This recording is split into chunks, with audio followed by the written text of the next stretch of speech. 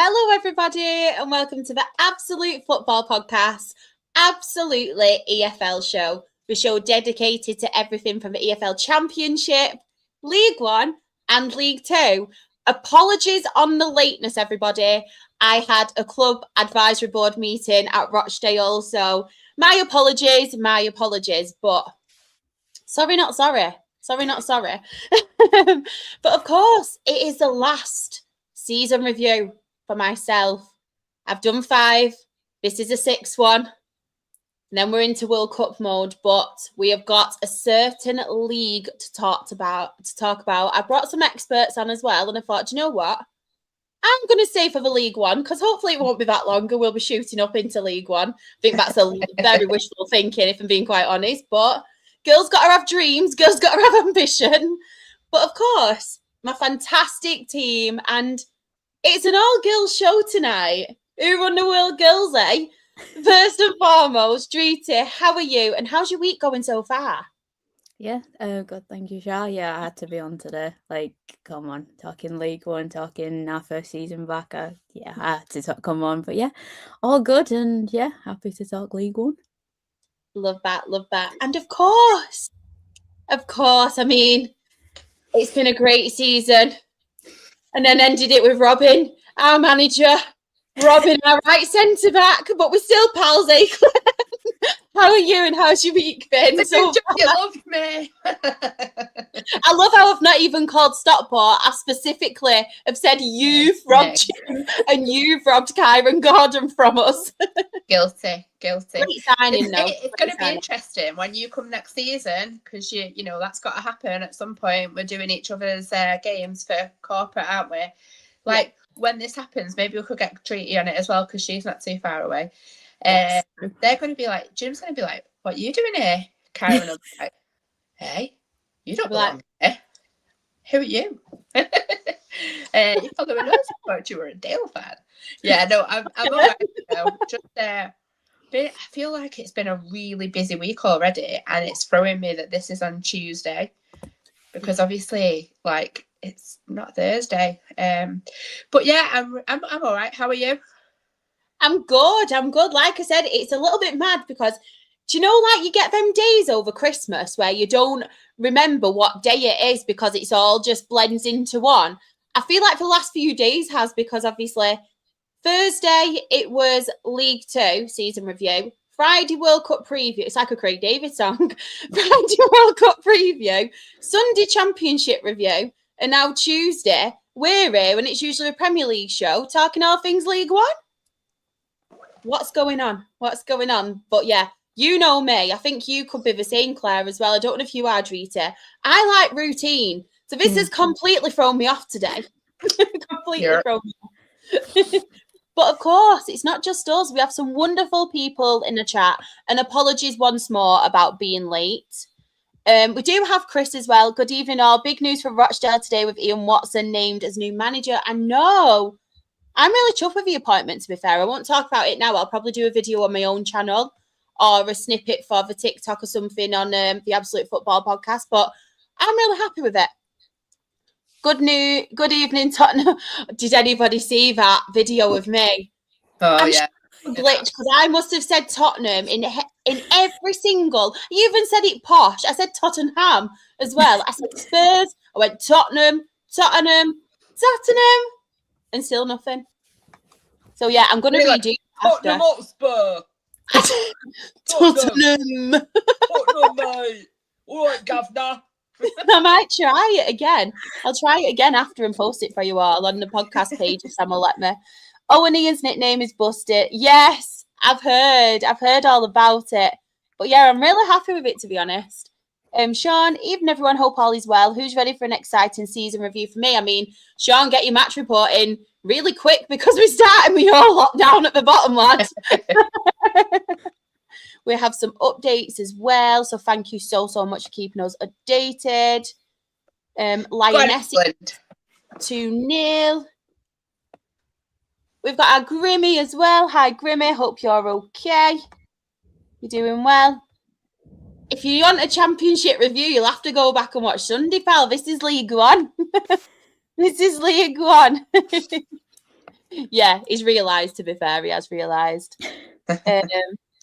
It's all 3 leagues. No, we cannot do all 3 leagues together. We'll be here for a week.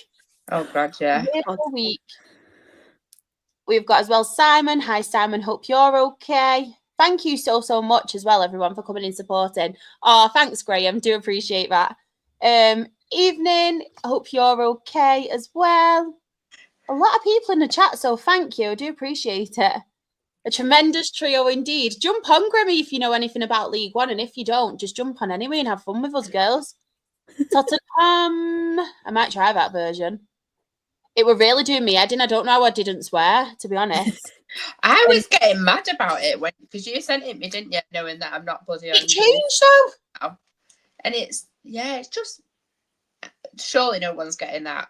I would have got freaking to the point of throwing my phone and smashing it up. Well, I was tempted, and then I thought, you know what, I can't afford a new one, so I'm gonna have to make do. But of course, we do have a lot of football to talk about. We are going to start at the bottom, so I just want to go through a few rules first and foremost. If anybody hasn't watched us before, we do a season review, all teams mentioned, but we go backwards. So we start at the bottom of the table at 24, work our way up to the top. We'll obviously cover each team as much as we can. We can't go too much into depth though, because we would be here all night, all morning, and then all Thursday morning too. And we need to get ready because Freya has a show tomorrow, and then there's a lot of World Cup going on.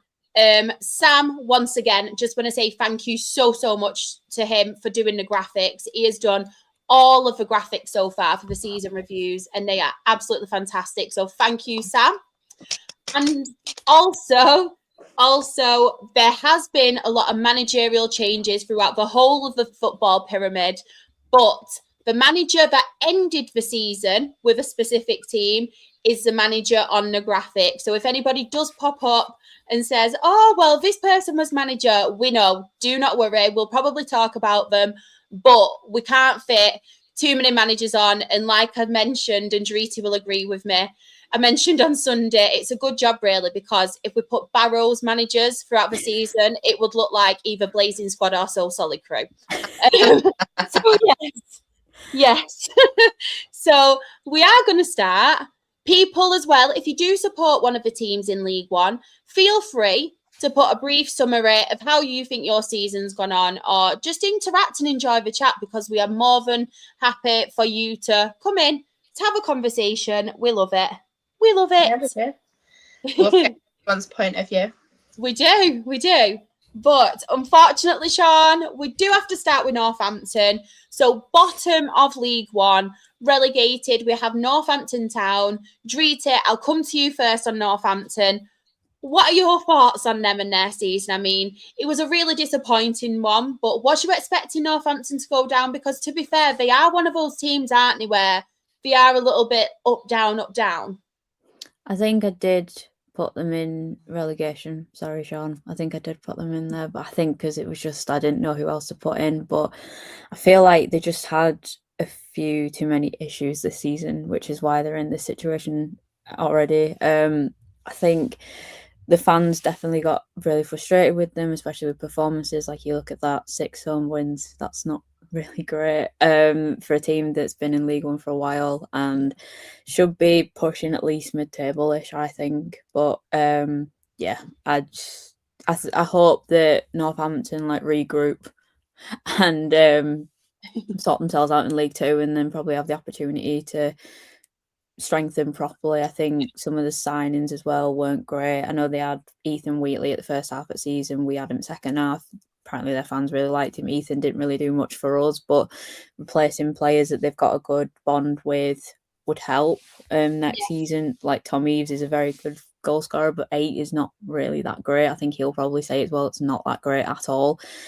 And yeah, I think it's just everything that happened with them this season. Just everything went wrong and nothing just seemed to be right for them, and they just couldn't get out of the relegation battle.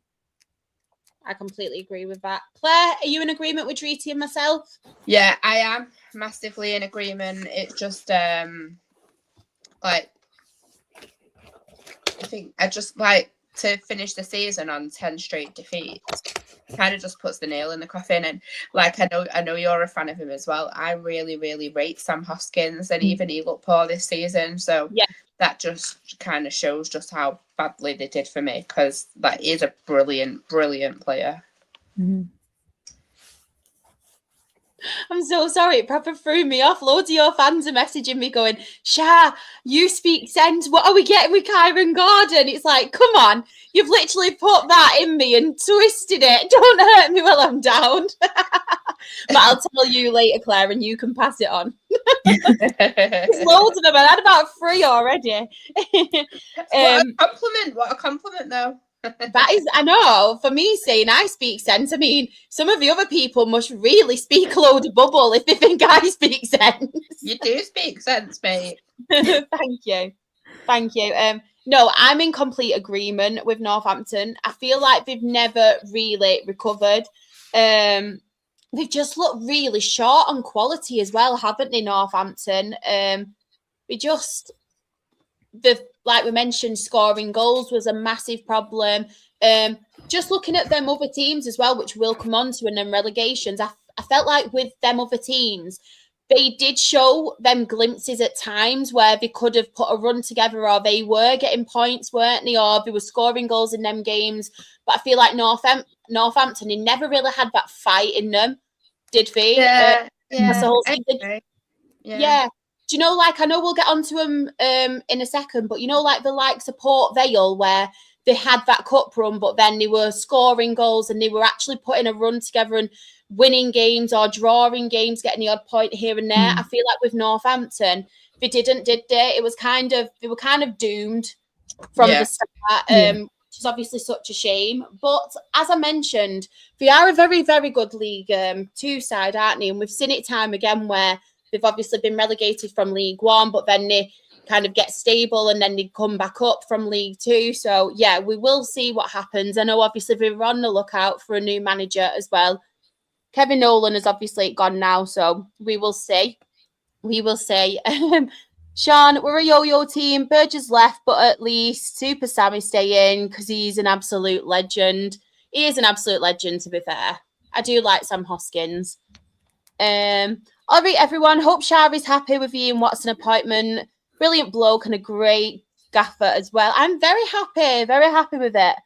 Like I said, I will do a video or like a show on my channel just talking about it at some point because it is a League 1, but I will give my reaction to it. 39 goals in 46 games, yeah. You can't be doing that, can you? Cannot be doing that, especially when you're conceding too. Especially when you're conceding so many. But yeah, that's the problem, innit? They're not scoring enough, but they're leaking goals, aren't they? Yeah, and they didn't always look bad either. That's the thing. Like when we played them, like last time, they looked like they could be pretty strong and they were pretty frustrating. And I feel like it's kind of those margins really, because I don't know, like you just kind of feel like they just never got going. Yeah. I completely agree. Next up, though, we do have 23rd, Rotherham United. They did end the season with Lee Clark. He has left as well. He's at Hartlepool now in the National League. So, Claire, I'm going to go to you first on this one. Rotherham United and their season. Yeah, I think, sorry, I've got my book right in the way of my face, I know. Basically, I was really disappointed in them. I know we all felt that as well. Nobody expected them to be down there, if we're honest. I think like they were only in the Championship a couple of years ago, and they were predicted by a lot of people to be up there challenging.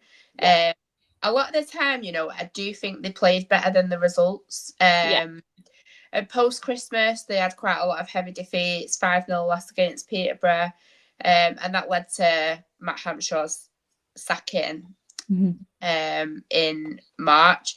But Lee Clark really did like steady it a little bit in terms of performances, but he only got 1 win in his first 7. I think they've got an absolutely massive task ahead of them next season because I think they need a bit of a big overhaul, really. There's too many people that are dead wood, as I'd describe them. But I think, I'd be worried again next season. I just think they're just a massive disappointment. No, I agree with that. I completely agree. Drita, do you think the same? 100% agree. I think they were the team that you kind of thought would be up there, not necessarily like playoffs, but just outside it. And it was obviously, like, you look at the away form, 17 losses is mental. And I think, like, defensively they struggled a lot. I think the managerial change as well came a bit too late, I think, personally. But yeah, they've got a massive task next season trying to rebuild. Like Claire said, they're going to probably get rid of a load of players, and I won't be surprised. And they need to just, like, figure out what they need to work on next season to be able to fight in League Two. Because I think they might be one of those teams that you obviously predict them to come straight back up. But I think League Two is going to be very competitive next season, so they might even have, like, blips in League Two as well. Completely agree. As well, for me, like, going into it, and I can't remember off the top of my head exactly my predictions, but I don't think I ever had Rotherham, and I don't think many of us had Rotherham, to be fair. And I feel like they have massively, massively underachieved, because I wouldn't have put them in this position. Like, don't get me wrong, I know we've seen Rotherham and stuff before, and they've been quite comfortable in this league, haven't they? But I would never have had them to be relegated. So I think it's just quite shocking, if I'm being quite honest. And especially that away form, like 17 losses away from home is absolutely ridiculous. But I know we were saying it in the Championship. I've said it in League Two as well. And all across these season reviews, home form is definitely vital. You need to make your home stadium like a fortress. And as much as don't get me wrong, they have had some losses there, haven't they? But they had to turn them draws into wins. And it's just mental, isn't it, how many draws they've actually had? And if they could have just turned a couple of them into wins, we could have been talking about them obviously staying up now. And it's obviously such a shame.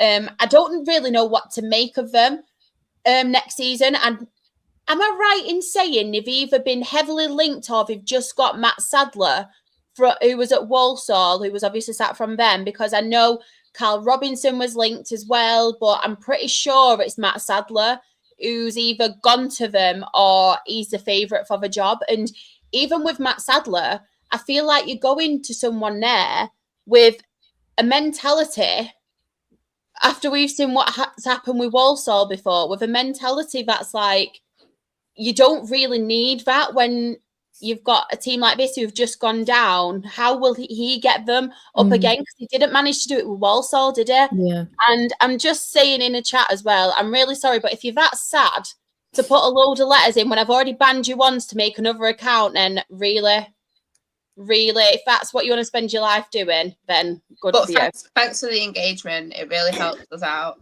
It really does. Thank you. Hopefully we'll get some money towards it with all this engagement. We'll get a really good payday now. But I just feel like with Matt Sadler as well, I don't know what to expect if it is official and they do appoint him, because that kind of drop off that they had from Walsall when they were so far, they were basically like, we all thought they were winning the league, didn't they? They bottled it that much. And then even last season, before he got sacked, they completely self-destructed again. So how is he going to bring this team back up after a relegation? I don't know. No clue. I don't know. Don't know. If he can't use the momentum from being in such a good position, he's got to turn the rot around from what's happened this season. Yeah. Maybe they're looking to stabilise in League Two for a bit. Yeah. And then get promoted eventually, but I don't know. Yeah.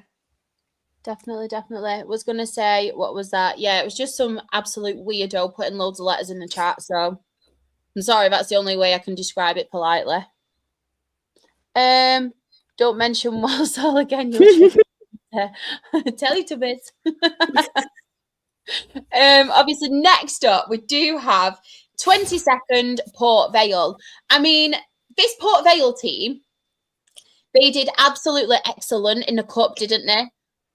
Last season. Yes. I know, obviously, looking back now, you think to yourself, do you think we asked questions, I think we've said it on the pod as well. Was that obviously a part in their season, these cup runs, because they did so well? Then it kind of didn't really help them in the league. But then at the same time, like I was saying previously when we were talking to Northampton, there were times where you were kind of looking at Port Vale and thinking, could they actually get out of it? Because they did start to pick up some momentum. Did the cup runs kind of help them in that aspect where they got a bit of confidence through it as well? But Drita, I'm going to come to you on Port Vale first. What were your thoughts on their season? And I mean, Devante Cole, top goal scorer on 6 goals. Yeah, it's not great. Devante Cole, someone that Bradford fans know quite well. Those sort of numbers, we didn't see that when he plays for us. That's a massive shock. I think with Port Vale, obviously, they got promoted with us. They finished higher than us, so you kind of think, obviously, by that sort of logic, or they're going to do better and things like that. But I think things just didn't go well for them. Obviously, managerial changes were a big thing. Obviously, they sold Talaj to Plymouth as well. That I think probably hindered them. Imagine keeping them. Incredible. Yeah. Imagine keeping him. Like, we could be having a completely different discussion right now. And then I feel like they need to just regroup themselves now. Obviously, they've been in League Two most recently. They just need to find that kind of momentum and that consistency within their team, and then hopefully they'll be able to get promoted again, because they're not a bad team. And I think as well, when we played them, I remember especially the away game, they were coming in with a bit of form, and our fans were a bit like, oh, they might beat us here, they might. And I think they were bottom at table at that point. But they did put up a fight, to be fair, that game. I remember it. And it's not like they didn't try. I feel like there were chances where they could have got out of it. It's just wasn't meant to be, unfortunately. Yeah. I completely agree with that. Thing is, as well, they actually only got promoted the season before that, didn't they? So they've literally got promoted and come straight back down, haven't they? But Claire, what were your thoughts on Port Vale? See, I have some differing opinions on them. They were absolutely shocking. The first couple of times we played them, and that was a cup game. Oh, I can't remember what cup it was, but obviously not the FA Cup. And in the league, we absolutely hammered them. I thought they were absolutely shocking.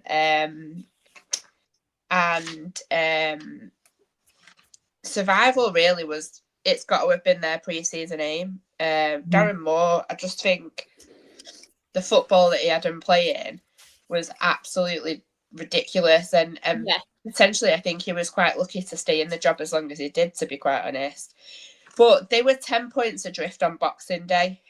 John Brady really, really, really turned them around, in my opinion. He did have a slight improvement to start off with, but obviously they had the cup run, they had all the games in hand, but they absolutely made an incredible attempt at staying up towards the end of the season. Shoulda had some great results. Like, we were absolutely crap that day that we played them towards the end of the season, but they played some really good football, and I just think if they're gonna sort of carry on that momentum. Yeah, they've gone down, but they went down fighting, so they've got that spirit for next season. So I actually think they're gonna be oh yeah, I saw that. I actually think they'll be all right next season, in my opinion. I think they've got a good manager that's gonna help them keep improving. Yeah, I completely agree. And like I said with Simon's comment, so we're on about Devante Cole on 6 goals, top goal scorer, and it's bad that he left in January and was still their top goal scorer. I know, it's mad, isn't it? Yeah. It just shows, though, doesn't it, the goals? There, 17 goals scored at home, 19 away. Massive problems there, isn't there? Yeah. Massive problems. Yeah. But they conceded quite a lot, I mean, at the beginning of the season, so they've steadied that up as the season went on. We did. Looks like maybe some fine margins at home as well, because obviously they lost 10, but they drew 9, so there's a lot of narrow games there. Yeah, definitely. We'll see what happens next season with Port Vale. And obviously, our other relegated team, so we do have 21st, we have Exeter City. Who wants to speak about Exeter City first? You? I don't mind. I've just put they had some great victories, some small periods of solid form, but they were really, really inconsistent. Started well, did go 15 without a win though at one point.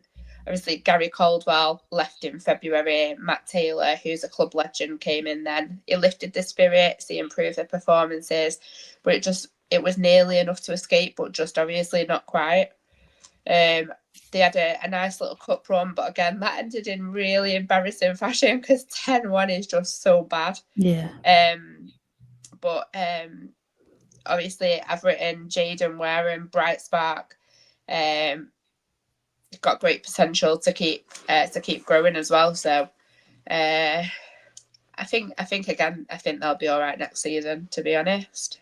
Yeah, I feel like with Exeter as well, that great escape just never ever arrived, did it? They showed glimpses of doing it, and I feel like, I don't know if you girls agree with me, but I feel like they exceed their expectations quite a lot, Exeter, and they're one of those teams that have been on the up like recently. They really have in more ways than one, and this year it was just different. They just didn't have enough.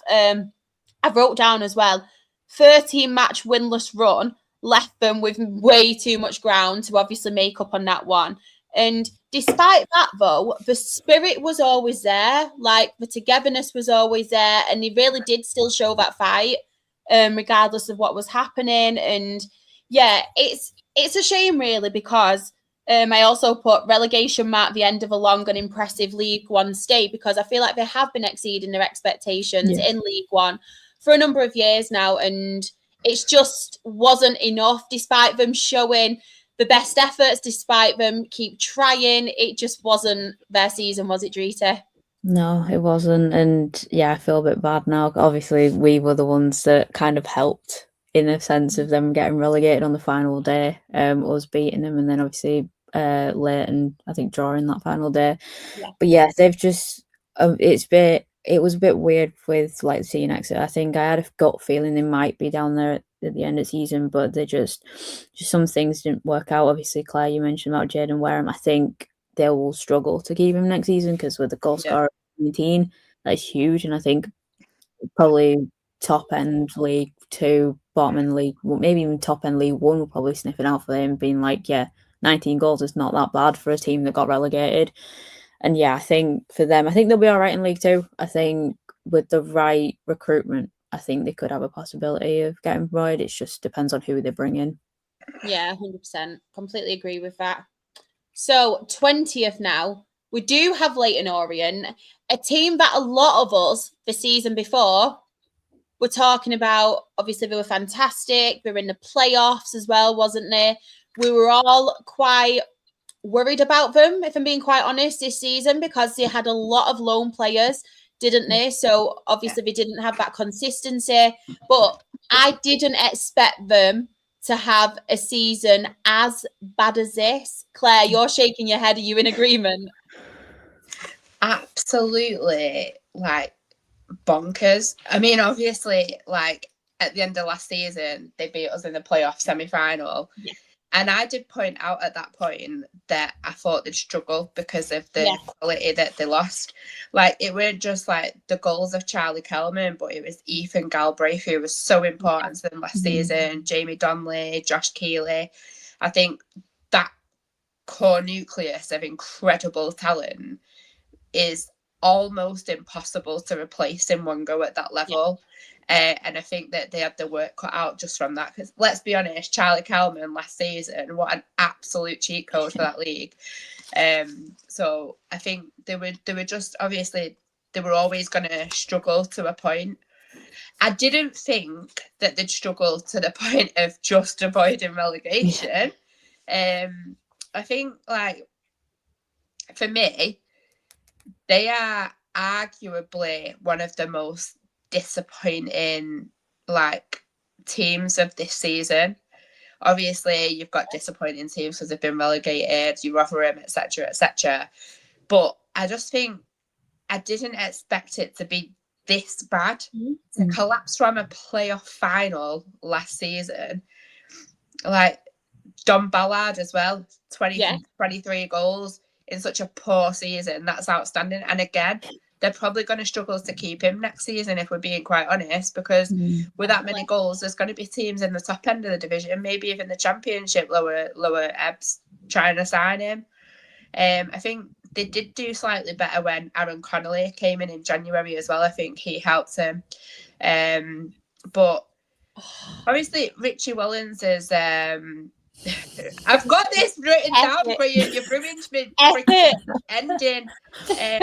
Richie Wellens really did remain like trusted and well respected by their fans, which I think is really good considering obviously what had happened. But I have written end of season comments were absolutely spot on after the lap of honour with the families lapping up the praise.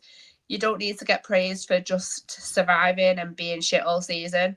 And I think that there should be a lot more honesty like that in football. And actually, it put Richie Wellens' stock up for me because I just think, attaboy. Yeah. Just such a shambolic season for them. And like we were saying, massively underachieved. Like, they just missed out on Wembley. They just missed out on promotion at Wembley. Yeah. And then for this to happen is just completely backwards. And do you know what? I'm in complete agreement with Richie Wellens. And it's the way you were going on and talking about how they were lapping it all up on the pitch, doing like a lap and with the bringing the families and stuff on. And it's right. They've just literally just stayed up and be kind of lapping it up around the ground. So I'm in complete agreement. And I think they will definitely be a clear out over obviously end of season, especially with some of the comments that Richie Wellens has said. But it's right at the end of the day because we were just so poor, weren't they, Drita? 100%. Yeah, I was so shocked when seeing them throughout the season, and like, yeah, they really did surprise me. Obviously, what they were the season before, and then now they were close to relegated. Knowing us and knowing talk about this, they'll probably be up there in playoffs next season. It's like, I think they're one of those teams that you just don't know what will happen with them. But I think Richie Wellens, the manager, he's a really good manager and he'll get the best out of players. And I think what he said on the final day was right, and he needed to say that because it's like the truth, and like what Claire said, you need that real feeling in football now. Like, I think people are just too worried about sharing their opinions and sharing their thoughts and things like that. But if you don't do that, how are people going to know how you truly feel about a situation or a player or a person, whatever? Do you know what I mean? Like, you can't keep things like that to yourself when it's like the future of like a football club, for example. So yeah, I think there's going to be a massive clear up. Obviously, Don Ballard, I wouldn't be surprised if he ends up top end League One Championship next season. I would not be surprised. I think obviously the board keeping with Wellens, I think that's a really good idea. I think they could be up there next season if they recruit right, but yeah, we'll see in the summer.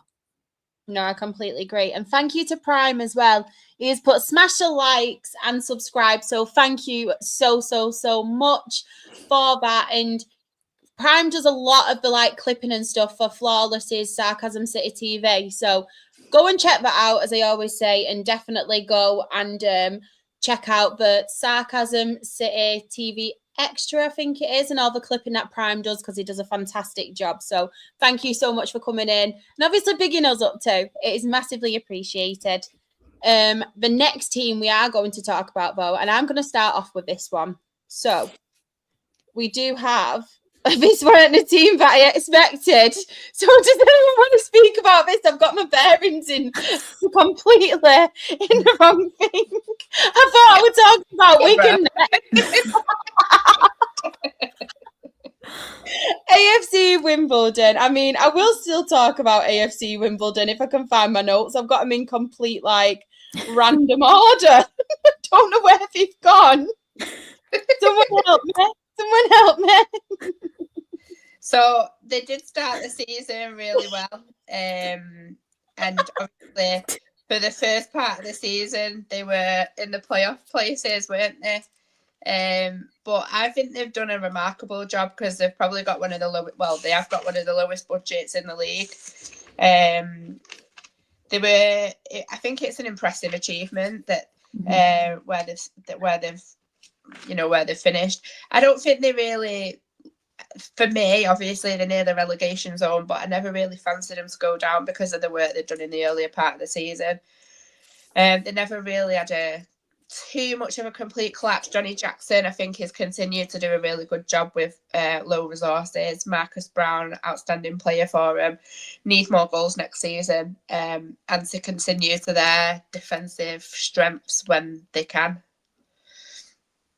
100%. I do apologise as well, by the way. I have found my notes. I completely lost my bearings, honestly. Like Graham put, this is a team I want to talk about. Straight to the, does anyone want to talk about them? This isn't a team I was expecting. Honestly, I don't know what it is at the moment, but I'm completely I'm going more ditzy. I don't know what's going on with me. I have found my notes, by the way, and I did put AFC Wimbledon, fresh from promotion, and I felt like survival was always going to be their primary objective. So that's objective obviously ticked off for them, something they've achieved. Wimbledon did battle hard, but I think they had a really good start and the momentum obviously at the start of the season, but then they maybe got found out that little bit and it did begin to tail off, and I think it became a little bit too much for them as the season went on, and I thought there were some really good results for them. But I think what really did obviously make them struggle was conceding 72 goals. Yeah. That was one thing that they need to really sort out, isn't it? Especially if you do want to stay in this league. Made life extremely difficult for themselves because of the defence, but I feel like it was a successful season for them, because they did obviously manage their goal, which was survival. What about you, Drita? No, 100% agreed. Obviously, coming up with us, I kind of thought, they're going to have a good crack at League One.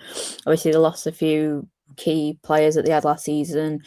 In the summer, obviously, they lost Josh Neufeld to us. I think losing those key players, they've done phenomenally well to stay up. And I think some people would have been like, you've lost some key players, you're going to struggle, you're going to get relegated. But they didn't. And I think Johnny Jackson has just done a really good job there. And I think it's something to build on for next season. And I think their first season in League One, they've got their bearings, they understand it, they know what they can do, what they need to improve on. Obviously, goals conceded, they need to obviously sort the defence out, things like that. They need a more consistent goal scorer, because obviously Marcus Brown scoring 12 is really good, but maybe a few more people chipping in with goals. I think that's something they need to work on for next season. And yeah, hopefully they'll push up the table, because I don't mind Wimbledon, I don't mind Johnny Jackson either.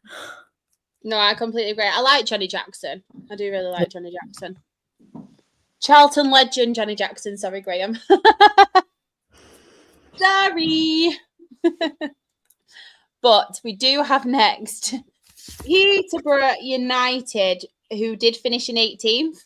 Obviously, it started the season with Darren Ferguson. And I'm going to be honest now. Before, obviously, the season started, I actually predicted Peterborough to be in relegation, because I just felt like Darren Ferguson and his time at Peterborough, I feel like sometimes when a manager has been there so many times, and when football's obviously changing, football's kind of evolving, I feel like a manager can go stale and his time is up. And I feel like we've constantly seen it now and it's forever the same thing. And I thought they need change at the end of the day. And I felt like some of the signings they made as well, as much as obviously some of the signings I rate, the people who have played for my club before, people who I've seen in the non-league kind of footballing world before. But part of me just thought, is the step up from non-league to League One gonna take its toll on them? And I personally think it has, to be fair, with Peterborough. Obviously, we all know National League and League Two is a bit more kind of physical. It's a bit more rough and tough, isn't it? And Peterborough and obviously League One. League One is a lot more kind of technical and they like to play for football and things like that. And I felt like some of these players didn't necessarily, from non-league, kind of suit that, if I'm being quite honest. And I feel like maybe if you would have took the step up from non-league to League Two, because everyone's saying now there's not overly a lot of difference. There's still a difference, but it's quite similar in aspects, and National League is essentially like a League Three. I could kind of get it, but the step up from National League and League One, because I personally think there's a massive step between League Two and League One at times for certain teams. Yeah. So I just thought there was obviously a lot of pressure on that as well. And just Peterborough at the minute, I just feel like it was really, really poor from them at the start of the season. They obviously lacked so much. We weren't really scoring goals. Change of manager in Luke Williams, and we were all pretty excited for this appointment, to be fair, because we know what he can do. Young up-and-coming manager, likes to play exciting football and stuff as well. But I just feel like the defence really needed tightening up yet again. They started to score goals, but the defence were just obviously something that they needed to work on. And I feel like this club is normally associated with the playoffs, and they kind of have good seasons, don't they, in this league? But I think it's just massively taking its toll on them at the minute, like the whole kind of structure, the old kind of getting the same manager again. I just feel like the whole club needed freshening up. And I know the chairman actually did an interview, and he basically said, like, finances as well, it's really, really tough at the moment, and not just for them, for any club, and the amount of money and the amount of stuff you have to make to kind of get them finances coming in. And I think that was another issue for Peterborough. So all in all, a disappointing season in that aspect, but I think it's a good one where you can kind of say they are freshening it up now. It's exciting to see what next season could possibly bring, because, yeah, I just felt like it was going really stale at Peterborough. Yeah, I 100% agree with what you've just said. 100%. Sorry, I just kind of like took over then, didn't I? No, not at all. Not at all. Just I don't think you took over. I think you summed it up perfectly. Oh, I also want to say one more thing as well. I do apologise if anybody from Peterborough were offended by anything I said, but if Rochdale do come in with a nice offer for Keane Hayes, like what's being rumoured, then please, I will take all of that back. I will say nice things about you all the time, and I will love you all very, very much, because everybody knows how much how much I love him. So, yes, if you would like to do that for me, Peterborough, I will always sing your praises week in, week out on this EFL show, sorry, not non-league show, EFL show. So thank you so much. Love you.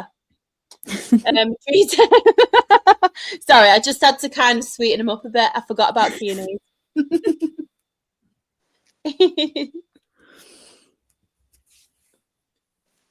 Imagine Darren Ferguson being back in January. Isn't it?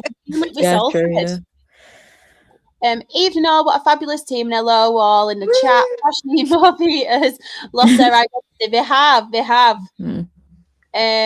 Thank you so much, everyone, for the chat as well. Peterborough needs to shop more from the champ. I completely agree with that, honestly. I feel like I was saying, non-league, it's good when you're taking a risk on, like, a player. So it's just a player. But when you're getting the likes of Keane Hayes, obviously, played for Fleetwood, who's a League Two club, but it kind of made his stamp, and people were seeing from his time at Rochdale when we were in non-league. Obviously, George Never as well, another lad that came through our, not academy, I think it was Wrexham's academy, but then we signed him, and then he was a young player who didn't quite manage to make that step up, and I think he's on a transfer list as well now. You've obviously got Abraham Ado, who I've been really honest about him. I feel like he's got massive potential, but he's just never, ever kind of got the end product, and you only see glimpses of him, and he'll have like a couple of good games, but then he's too inconsistent as well. Con Clark, we've mentioned him. Altrincham, he did so well, but again, another massive step up, and it's just the same. You can take a risk on these players, don't get me wrong, and sometimes it might pay off, but you can't take a risk on a group of non-league players at the end of the day, can you? Because that is like going to bite you on the backside. More disappointing, Posh or Orient? This is a tough one, to be honest, because I feel like with Leyton Orient, for me, I wasn't really expecting their drop-off, if I'm being quite honest. We expected a drop-off, but a drop-off for me was like mid-table. Mid-table, yeah. I feel like with Peterborough, I'm not speaking for you, Claire, or you, Drita, but I kind of expected it from Peterborough because, like I said, I felt like it were going more, they were regressing instead of progressing. So yeah, I'm going to go for Leyton Orient, if I'm being quite honest on that one, just for my personal kind of what I think. I don't know about you girls. Yeah, like without any second thought. Yeah, Leyton Orient all day long. I think Peterborough, you kind of expected a little bit just because of like the players that they've got, and obviously, like you said, Char, like obviously, like the group of players that they got from non-league, it's like taking a chance on them. Whereas Orient were in playoffs and they just went like that straight down. So it's like, yeah, Orient worst season. Yeah, definitely. We will move on now. So we do have Burton Albion, 17th. Who wants to speak about Burton Albion? I can start because that top goal scorer signed for us, so that I'm very happy about. Dale as well. Very true. Yeah, the one team that we did not beat either game in, I was fuming, honestly. Gary Boyer beating us again, our former manager. So yeah, I think Burton's going to be our bogey team next season, so that's going to be fun. But yeah, I think with Burton, obviously, they need to regroup for next season. Obviously, find a replacement for Jake Beasley because 13 goals was pretty incredible, and probably turn those away draws into wins. The losses are pretty equal. The wins at home aren't too bad. Away wins, you need to do better in that aspect. I think, obviously, defense is the thing that I think they need to work on. Obviously, they lost 4-0 as well to Plymouth and Orient in the season, which is huge defeats. But yeah, I think with a manager like Gary Boyer, I think they'll be all right next season. I think they'll hopefully regroup and then go again. Claire? Yeah, you know me, I've spoke quite often about Burton, and I very, very boldly claimed when they were bottom of the league that they wouldn't go down after we played them last time. I just think Gary Bowyer has done an absolutely incredible job again to keep them up. I think like it looked at various points like they'd go down.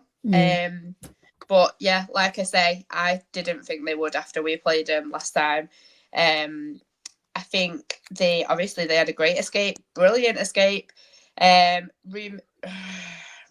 Burrell, I think he did a great job for them as well. A lot of character and a lot that they can try and build on. I think they need to try and do one better next season for me. They have got money, like they're not like super rich, don't get me wrong, but they have got money. And I think they need to spend a bit of money to maybe make them a little bit more competitive, take a few risks. I'm not suggesting that they spend way outside of the means, but just spend a bit. Do you know what I mean? I think they've got a keeper as well, to be fair, so they probably need to sort that out. I just put in my notes, I felt like Burton's survival was built on resilience. They weren't exactly spectacular, but they did pick up those vital points when it really mattered. A very strong finish, which really did help them secure safety. And yeah, just really good from Burton Albion, to be honest. And Gary Bowyer, again, I feel like if you need someone to kind of try and get your survival and to try and get your team fighting, even though it's not the prettiest kind of football, he's gonna do that. And I feel like with Gary Bowyer, they have got a good manager in him. It's just obviously a shame now losing Jake Beasley's goals. And I feel like with Jake Beasley, he's not just a goal scorer. Like you look at him, similar to Manny Desirue, if I'm being quite honest. I know I'm comparing obviously like to Rochdale and stuff, but both of them players, they don't just get your goals, they hold the ball up really well. They've obviously helped contribute going back. They're just so much more than scoring goals as well. And I feel like with Jake Beasley, not only have they lost someone, obviously their top goal scorer, but they've lost someone who will help their all-round play as well, which obviously is such a shame for them, but a massive gain for you, Drita, because I think he will thrive in your team, if I'm being quite honest, Jake Beasley. So, yeah, sad on that aspect, but I feel like if anybody is the man to kind of get them going again next season, and even if it is just trying to fight survival again, it is Gary Bowyer. I think so. We do have Rich in the chat as well. Good evening, Charlotte and Claire and Drita. Hello, you're okay. Or the I. Yeah. My name's literally right in front of you, mate. To be fair, he's got his glasses on in his picture, so he might not actually have them on today. Fair enough. You might be doing me and can't find it, but you have them on your head. I like Velma and Scooby-Doo, aren't I? And look who we've got as well. Our very own Dan the Man. Dan the Man, come and join us if you're free. Talk League One with us. We're not sitting inside. Come on, get ready for Burnley to go down. Yeah, exactly. Come on, Dan. Put the pressure on, see if he does now. Last time I asked him to come on a watch along, he actually appeared straight away. So come on, Dan. Yeah. Hey up, it's Charlie's Angels. It is. You can be Charlie. You can be Angels. Feel like we're not angels, though. Maybe Drita is. But me and Claire are like the riff-raff, aren't we, Claire? 100% always. We're like the female Mitchell brothers. The Northern bitch. Oh, Charlotte's Angels. I know. But yes, let's move on. So we do. This is a team I was going to speak about. Finally, we've appeared. How many places later? But my notes were completely messed up.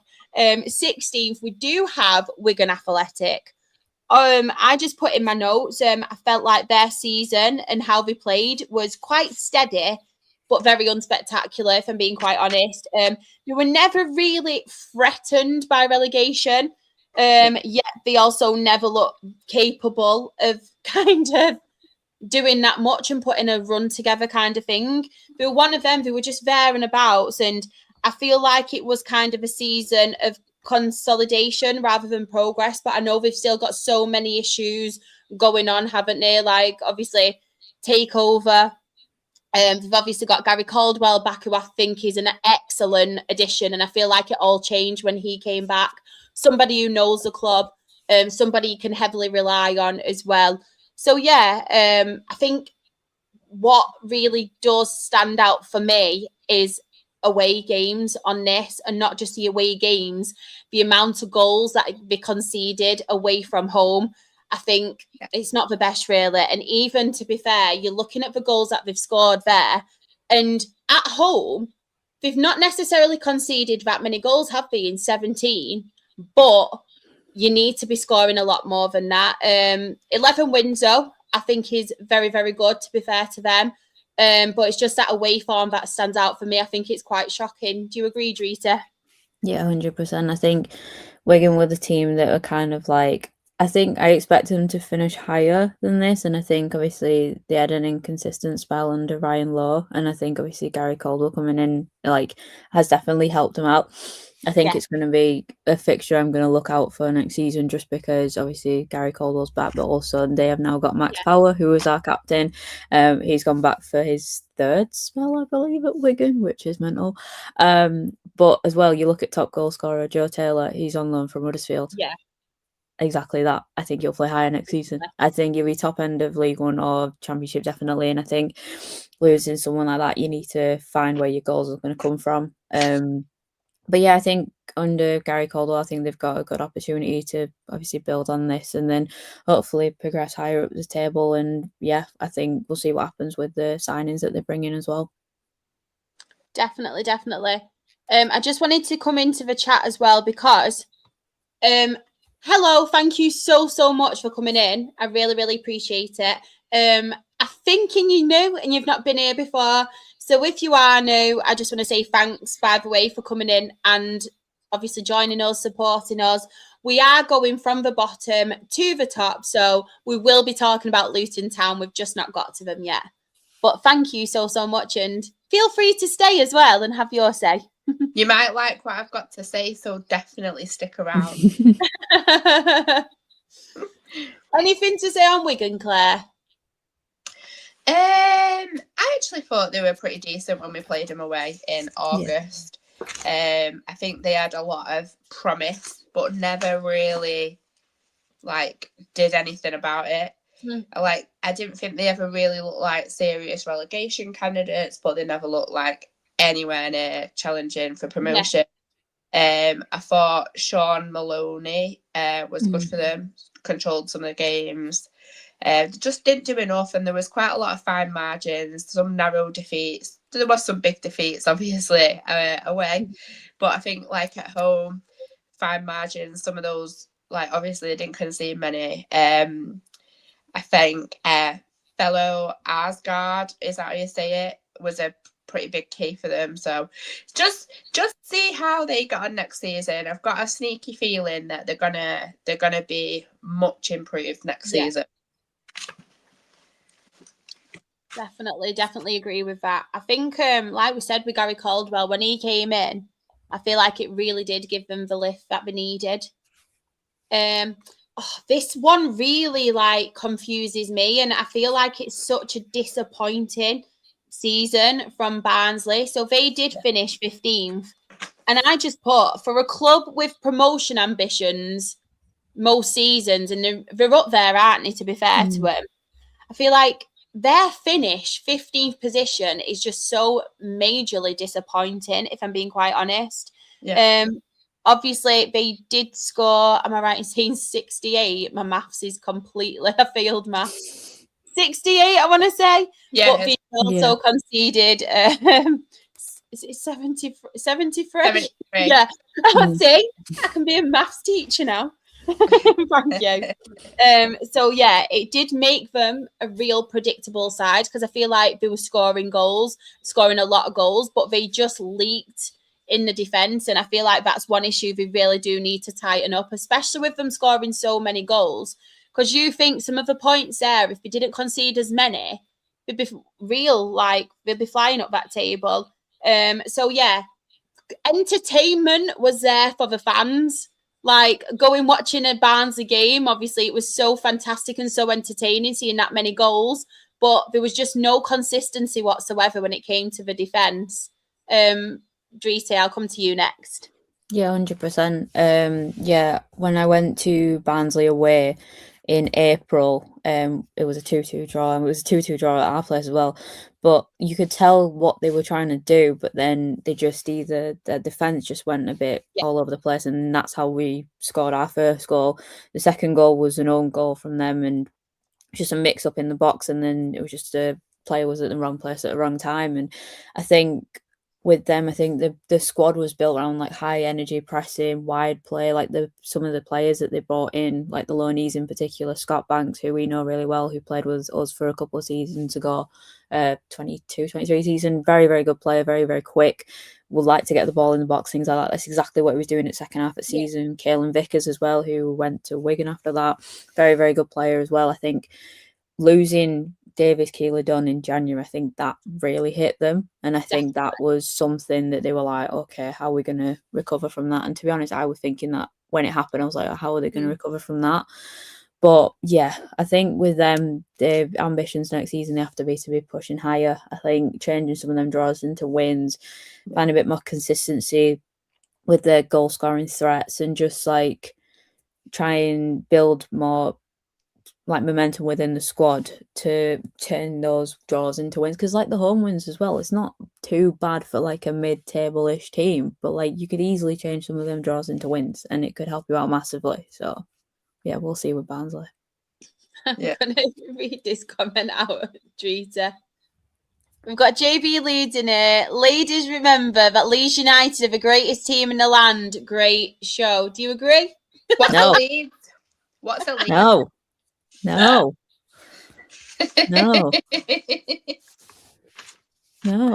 I couldn't resist. Oh, funny. Claire, what's your thoughts on Barnsley? Just England's comment. Give Shara a minute while she cries. Oh no, I've already We've known for weeks, haven't we? He's not.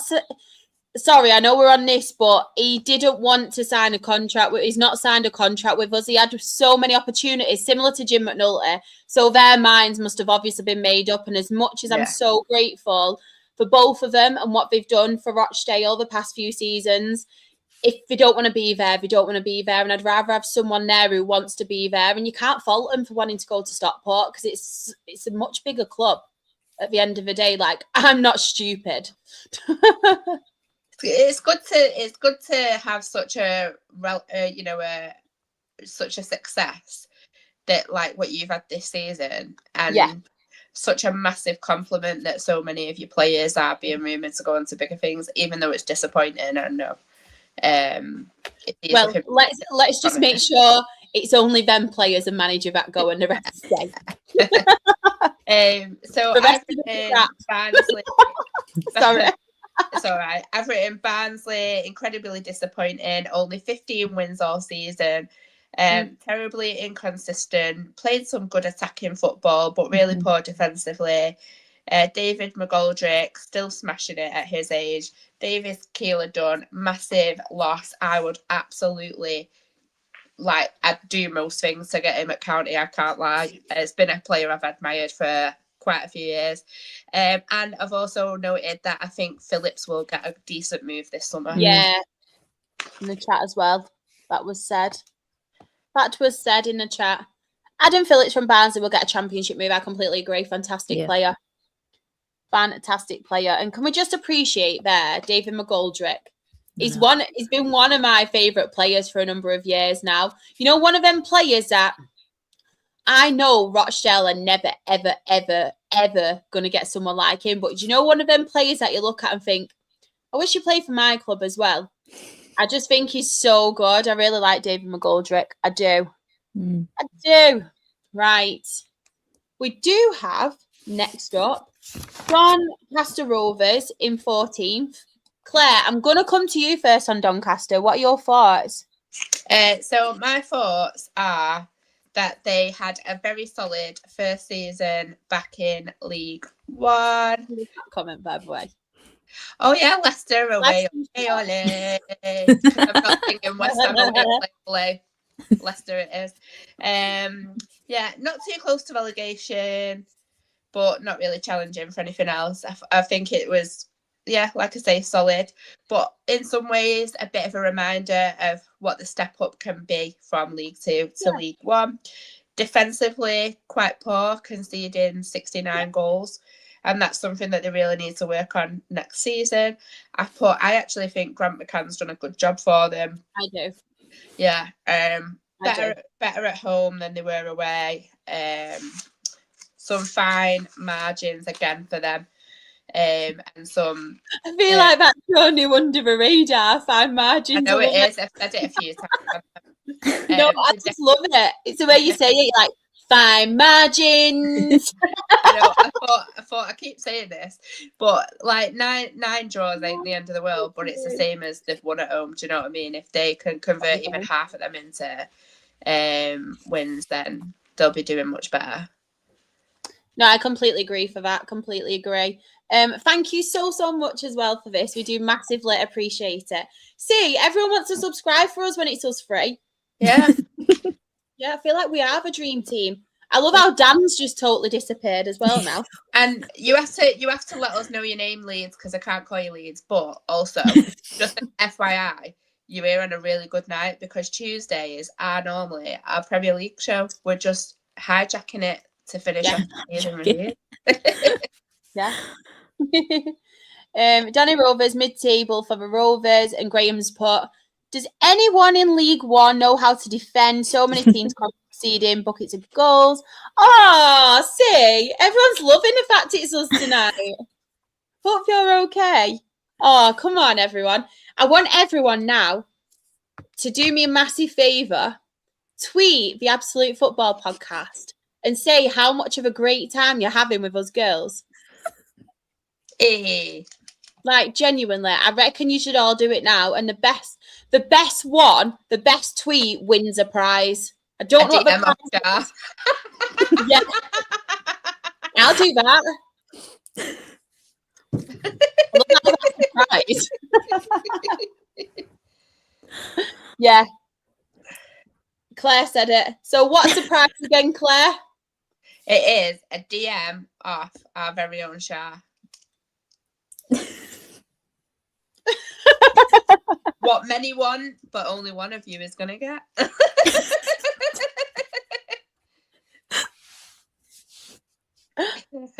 Oh, funny. Yeah, funny. I'm sorry, I've completely gone red now. So, Doncaster Rovers. So, Driti, what were your thoughts on Doncaster's season? Yeah, all right, kind of season for them. I think, yeah, they're one of our bogey teams as well. Their fans don't really like us, and our fans don't really like them, so it's quite funny.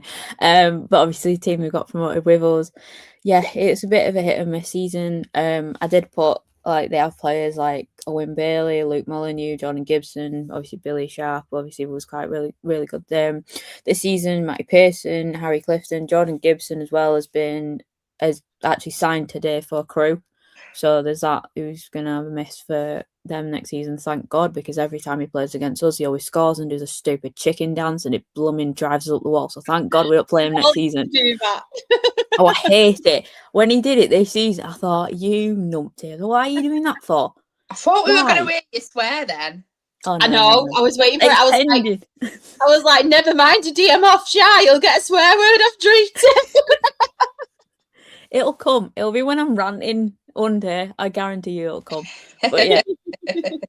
Yeah, Doncaster, fair enough to them. Yeah, I don't mind them, to be honest. They do wind me up, some of their fans and players. Well, I don't mind them, it's all right. But yeah, all best for next season. And I think under Grant McCann, I think Yuz will be all right. And to be honest, as well, actually, Neil Byrne apparently is rumoured to sign to Donny. So there's... I've seen that. Yeah. Because he went out on loan to them second half of season and then played like half decent. So I think their fans want him back. So there we go. It's made me laugh. I mean, if we get promoted to the Championship, 100%, you're getting that. 100%. Because I've never seen us play in the Championship. And in a chat, I really like Billy Sharp. Sad to see him leave. Very, very good player. Mm-hmm. Owen Bailey again said legend, couldn't be more proud of him. And I'm just going to quickly read out my notes. So I actually said, and I actually wanted to be nice to him because I think it is a very respectable first season back after promotion, if I'm being quite honest, because I feel like it can be quite tough, can't it? Like the step up. And I felt like, to be fair to Doncaster, despite them only just getting promoted out of that level, they were very competitive. To be fair, they pulled off some impressive results throughout the season and they obviously finished really comfortably clear of danger zone, didn't they?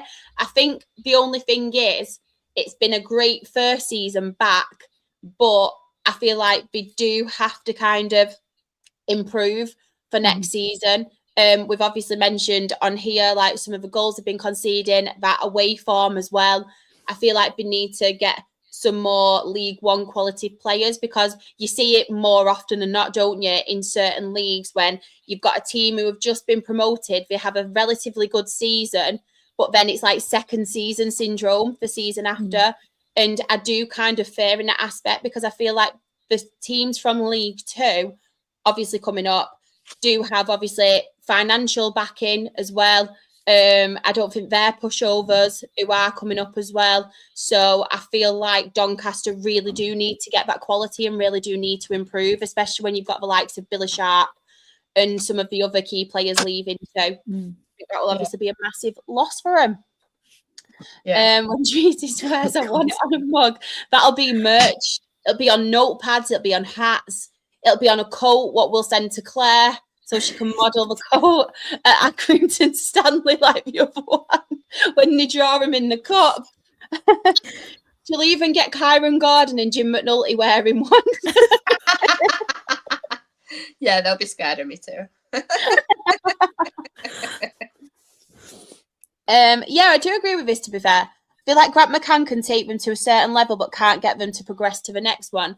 I do get that, to be fair.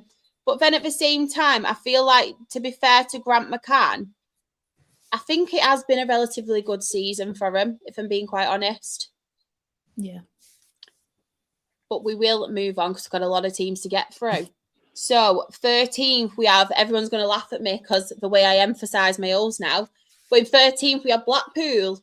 So everyone laughs at me when I say it. So Claire, I'm gonna come to you first on this one.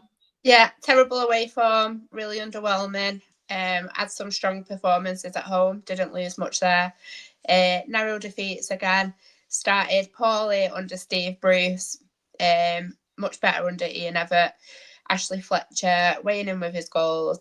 Need to improve next season. Have got some tremendous talent and they need to utilise it. Short and sweet, does me bosh. Do you know what's made me laugh, from when we were joking around as well about people messaging and the Absolute Football Podcast? No one's messaged. You absolute load of tits. I know. No one wants a DM off me. It's not a bad thing, to be fair. Not a bad thing, honestly. Sometimes I can't keep up with the DMs. That's not me bragging, by the way, is in that way. I get overwhelmed with people sometimes. Mate, you've got like 1 million followers. You know what I mean? It's going to be difficult. Yeah, and the people who I want to speak to me don't speak to me. Treaty, Blackpool and their season, what is your thoughts on them? Because I don't know if any of you agree as well, and I don't want to come across really, really harsh, but when they appointed Steve Bruce, I didn't think it was going to go well. It sounds awful, right? But when you've got these ex-managers who have been absolutely brilliant back in the day, but now I call them the dinosaurs of football. Don't know if anybody else agrees, but I just didn't think that was ever going to be a good thing.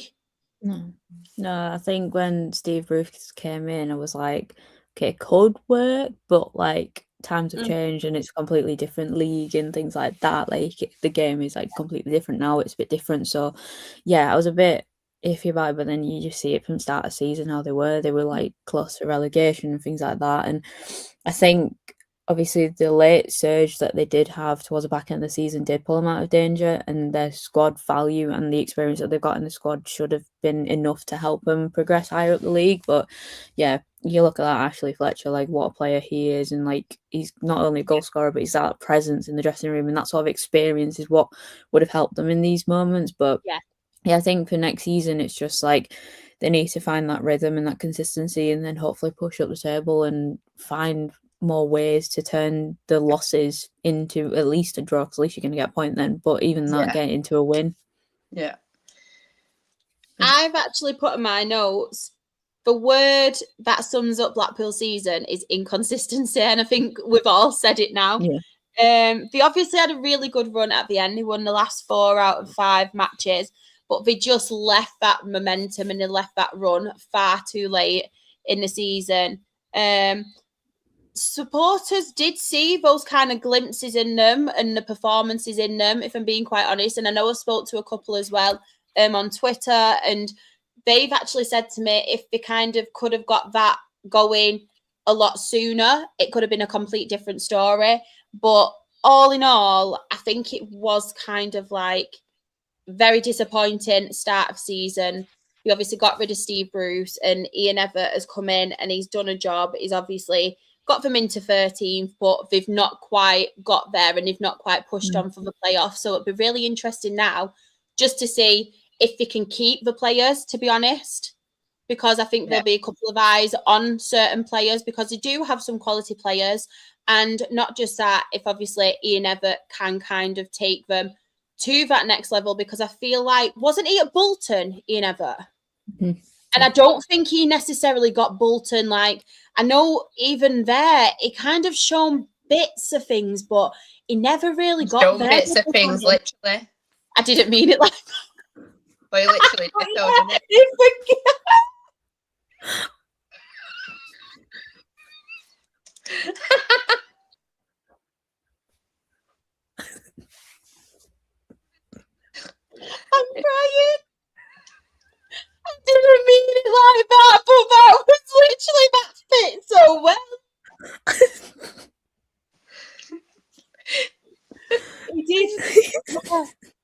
It didn't really get Bolton like to the level that Bolton fans wanted and expected, like Stephen Schumacher did it.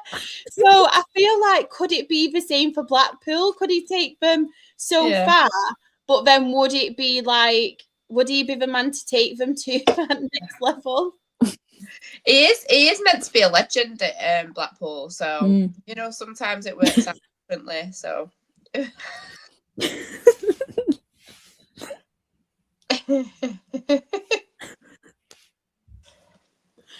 I didn't mean it. If anybody is coming to that, then I didn't mean it. But if you don't know what we're talking about, I'm sure the internet will tell you. If you do anything and it gets put on the internet, it's there forever. So just a warning, everyone, don't be silly. I nearly said silly sausages, and that would have completely gone back on this, wouldn't it?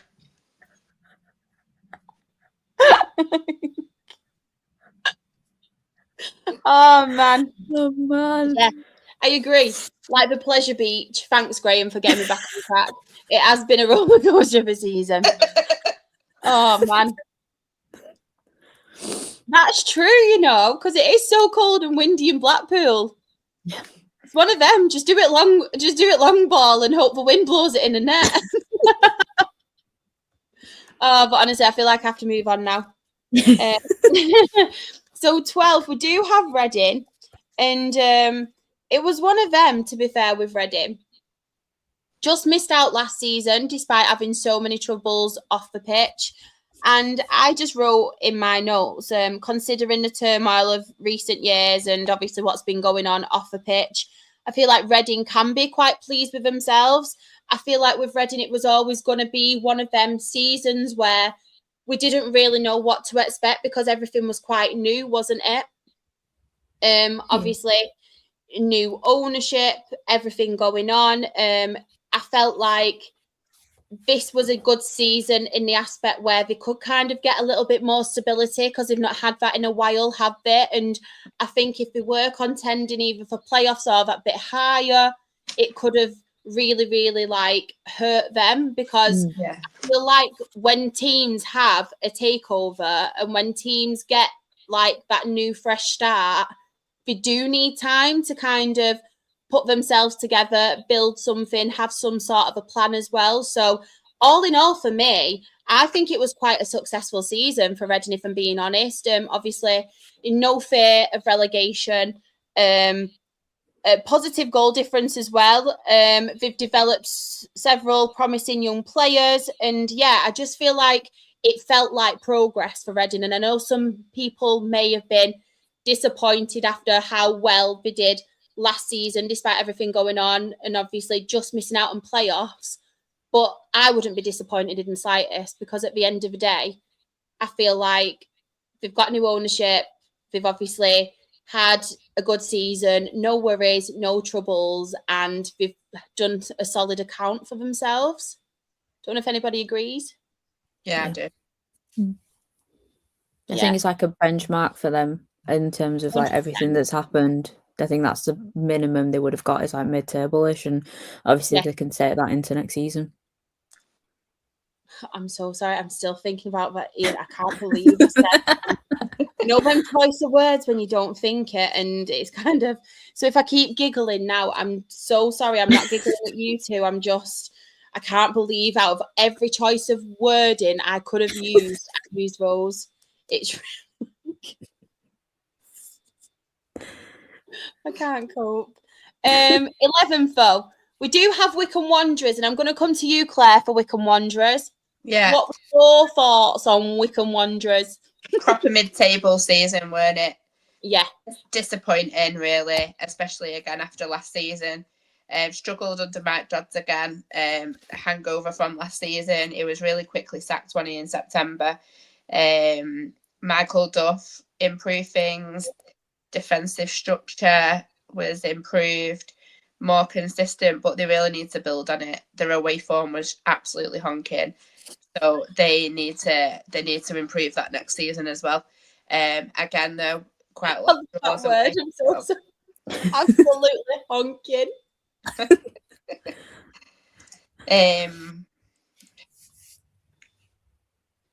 Yeah, I just was disappointed with them. Yeah. I think obviously they did lose someone who scored a considerable number of goals, but they had a lot of individual goal scorers last season, so you'd kind of just want more from them. But there we are. Not a great season, not a bad season, just a meh season. No, I completely agree. Dreety, you in agreement? Yeah, 100%. I think obviously losing someone like Richard Coney at the start of the season, I was so glad he didn't play against us in the first game of the season. I was praying, I was like, please do not play against us, please, please, please. And he wasn't. I was like, thank God. I think, their season has just been shaped by obviously the instability at the start with obviously Mike Dodds and then Michael Duff coming in now, and it's like just a bit in the middle, like Claire said, it wasn't like a phenomenal season, it wasn't a rubbish season, it was like a mess season. And can I just say, their third kit, never again do I want to see that in my life. Honestly, that was the weirdest kit I've ever seen in my life. When they played against us in that kit, I couldn't even see numbers. It was all like green and white checkered on the back and the front. Oh, I hated it. No. Like, do it on the front, just don't do it on the back, because you couldn't even read names or all. And I'm like, no. So yeah. True. So true. In my notes, I'm pretty much agreeing with both of you. I put a frustrating season for Wycombe. Despite them scoring 69 goals and often look like they could be up there and they could be playoff contenders, because I felt like they did have the capabilities and the qualities to obviously do that. They just lacked so much defensively. Again, I feel like that's just something I'm saying constantly throughout this League One season review. But yeah, they were just so inconsistent, as it shows on there. Very good, very decent win record at home though, 13. As we mentioned, when you do get those teams, you do want to try and make it difficult for them away teams to come to obviously the home and be able to play football. It's just, again, the away losses, it's just so inconsistent and need to be doing better. They do need to do better. But next up we have in 10th, Mansfield Town. So Drita, I'm going to come to you first on Mansfield. What were your thoughts on their season? I think it was an all right season for them. I think it's kind of like expected for them to finish around that point in the league. I think obviously they were involved in some of the wildest games, including the 5-4 against Cardiff. I think it was on the final day, I want to say. Obviously got Nigel Clough as a manager. There is talk that he might be leaving either next season or the season after. So who knows who will come in there, because whenever you think of Mansfield, you think of Nigel Clough. So that's going to be a bit odd. I think they've got a really balanced squad of experience and youth. Made some really good signings in the summer, and in January they've got one of our former players, Harry Lewis, as a goalkeeper, like third choice goalkeeper now. But yeah, I think they've got that balance within the squad, and I think they've got the quality there. I think they just need to change some of them losses into draws and then draws into wins, and then they'll be a bit more consistent. And I think obviously they had that really good FA Cup run as well. And yeah, I think obviously all that momentum, they can take it into next season, and I won't be surprised if they're up there next season. Definitely. Claire? Don't agree with that. They're not going to be up there next season. I don't like them. They annoy me. And the reason I don't like them is because they're a bogey team of ours. No other reason than that. It's their best ever season in League One. Comfortable top half finish. Genuine step forward. I'm so sorry, Claire. I was so scared of what you were going to say because you sounded so aggressive. But carry on. So sorry. I was like, oh no, what's she I saw your face drop. No, it's just because they're a bogey team, and they're really. I mean, I suppose it's a real real compliment to them that I feel like that, because I'm saying it because they always beat us. They stayed top half for most of the season, steady, difficult to beat.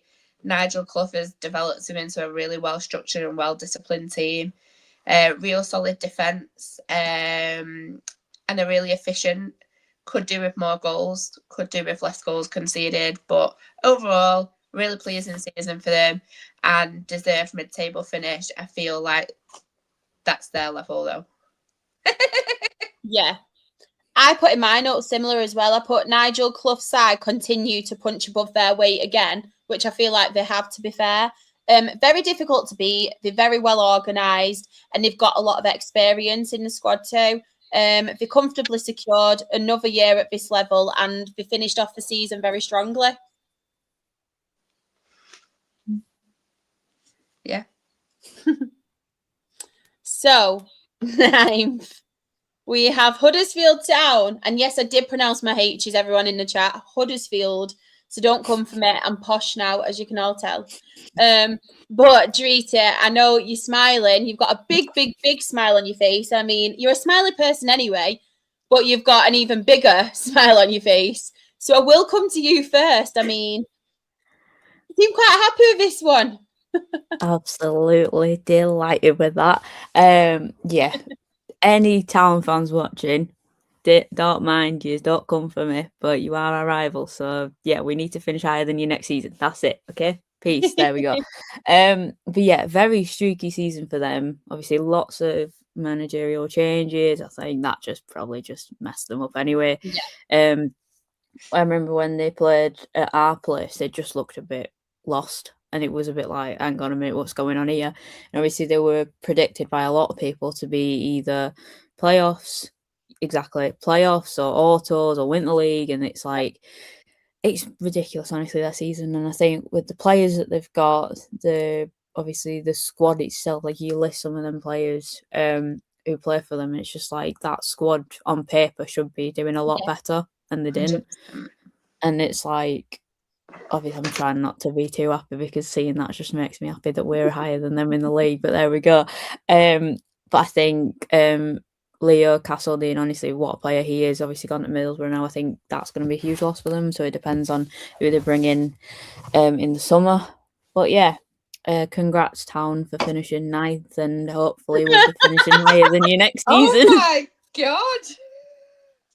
Do you know what though? It's true though, you're saying with that squad treaty, how have they made Alfie May look shit? Like, No. He's one of the best players in this league. Yeah. Yep. He didn't do much when we played against them. I think at our place, where he just was really quiet and we were like, I feel like that's perfectly summing up their season as well. They just got a bit too predictable, didn't they? Yeah. Literally that comment. Yeah. It is so true. Yeah. Genuinely, like, it's so disappointing. I was one of them people as well. I can't remember if I had them to finish playoffs or I think I had them automatics, if I'm being quite honest. Well. I might have done. But honestly, looking at the squad, just everything about Huddersfield Town, just massively underachieved. Like, definitely underachieved. And it's so disappointing because, like we say, on paper, they should be right up there. Yep. Yeah. Like, they should definitely be right up there. And they need to have a look at it because, like I said, the amount of goals they're conceding as well. For a team like that, they shouldn't be doing it. Yeah. Like, I don't know if it's the way they're playing. I don't know if it's confidence issues. I don't know what it is, but they should not be doing that. And yeah, look at that. Away from home, 12 away losses. 12. And 3 at home. Not good, is it? Not. Yeah, it just shows. But yeah, so maybe there's an inside influence that's having too much say on it, because you don't sort of think that Huddersfield would like drop like that. I think it's been in a lot of ways a bit of a catastrophic season for him, to be quite honest. Yeah, completely agree. And this with Graham's comment as well. I feel like there could be huge trouble ahead. And yes, I did pronounce my H then as well. I'm getting really good at this now. Really good. I agree. I'm so eloquent and sophisticated. I can't wait for this one. Go on, Graham. It's game time. Time, Graham. 8th, we do have Plymouth Argyle. Claire, do you want me to come to you first on this? Go for it. I've just written Tolaj, what an incredible signing, what an incredible player. Glad that he's taken his opportunity to progress. They missed out on playoffs, only 2 points. Sluggish start to the season, languished near the bottom. They stuck with Tom Cleverley, though, when it would have been easier to sack him. and it's really, really close to being rewarded. And I like that it's building something that they can build on next season. Just a little bit too late with the run marginally, I think. Maybe the appointment of Derek Adams helped as well, spark a tactical turnaround. I really like Bim Peppel. Thought he looked fantastic for him. Great player. Graham, come on, you're letting me down. Basically, I've told Graham he's got to post something into the chat and Shah's got to say it. So that's Bim Peppel's full name. So yeah, I think they can be pleased with what they've done. There you go. They can be pleased with what they've achieved, and I think they just take the confidence from that next season and go Shah, go. I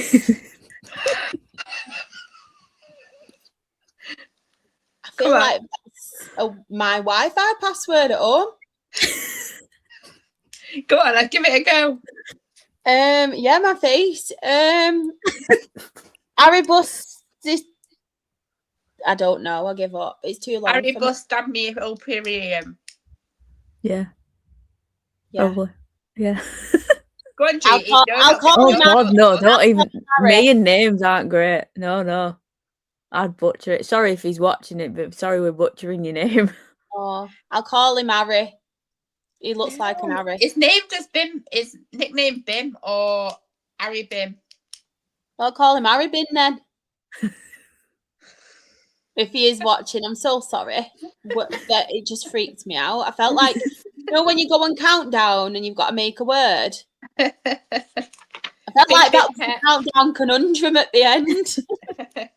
By the way, to everybody, I don't actually watch Countdown. I watch 8 out of 10 Catswell's Countdown. 8 out of 10 Catswell's Countdown is my fave, honestly. Yeah, my face. Yeah, call him Big Pep. Yeah, Big Pep. Big Pep. Do you know what? I don't mean to, but every time I'm talking about someone, like I nickname them, I put big in front of it. So if it could be tiny, and I'll call him like Big Dave or something, and he could be like 4'2". Go, all right, Big Dave. I don't know what it is for me. I don't know if it's a thing. Does anyone else do it, or is it just me? Probably just me. I'm special. That's like that really long place. It is, yeah. I genuinely feel like it's my Wi-Fi password. If anyone's trying to hack into my Wi-Fi, there's my password. Yeah, I feel like do you know what? I really like this as well because we were talking about it on the Championship season review, weren't we, Claire, with Sam on Sunday? And we felt like he was very mistreated at Watford, Tom Cleverley, because despite obviously them not really doing great, I felt like with Tom Cleverley, there was so many glimpses of him being a very, very good manager, and he should have gave him time. I know at Watford, we don't give anyone time. We spoke about this, and if anybody does want to hear what we said, go back to our YouTube channel after this and go on Championship season review. Sam has even put all the season reviews in a folder so you can find them all as well. So it's made it easy for you. No excuse.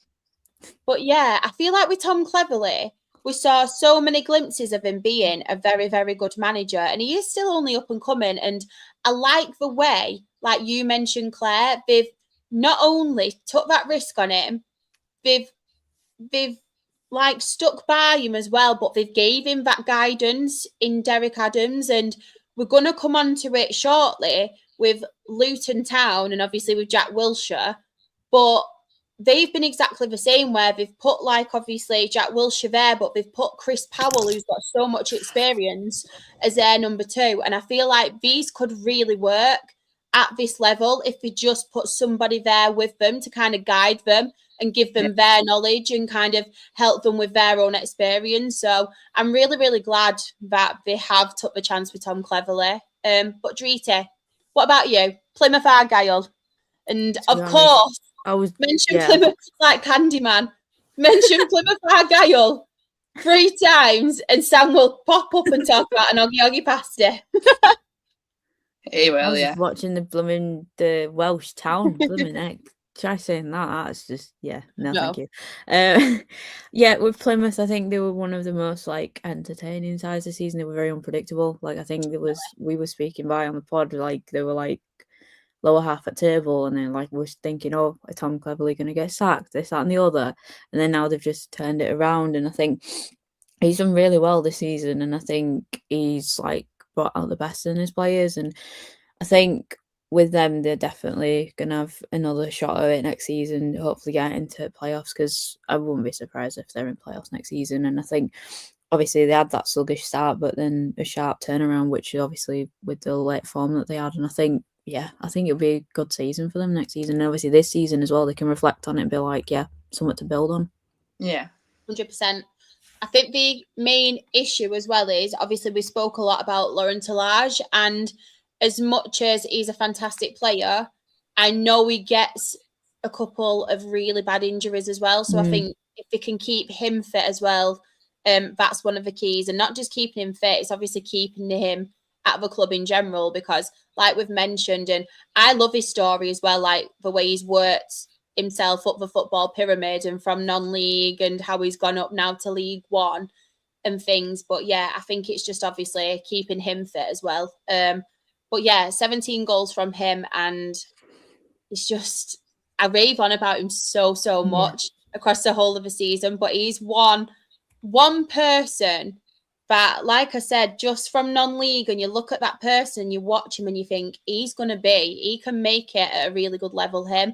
And I don't know if any of you used to think the same, but when you see a player and when you make it, and I feel really proud, even though he doesn't know me, he probably thinks I'm a bit of a strange one. You know, when you just feel really proud, like, oh, it's really good that he's done that. So yeah, really deserving of that, and great season for Plymouth Argyle. 100%. But Jess, as we were talking about as well, as I did mention, Luton Town, they did finish in 7th, and I'm just going to repeat what I said. I think bringing Jack Wilshere in was a bit of a risk, to be honest. None of us knew what Jack Wilshere would do. We've seen it before, haven't we, where a big name's gone into managing and it's not really paid off. But similar to what I just previously said, I feel like they've kind of helped him, brought him in, and he's such a good talent, Jack Wilshere. He obviously can bring people in because he has the contacts as well. But I wasn't really sure if he had the experience or whether he'd lack experience. So bringing in Chris Powell, who has so much experience, as your number 2, is so fantastic. And I feel like it's a really good, stable season for them, because you have to think they have had back-to-back relegations now. From the Premier League, obviously, down to the Championship down to League One.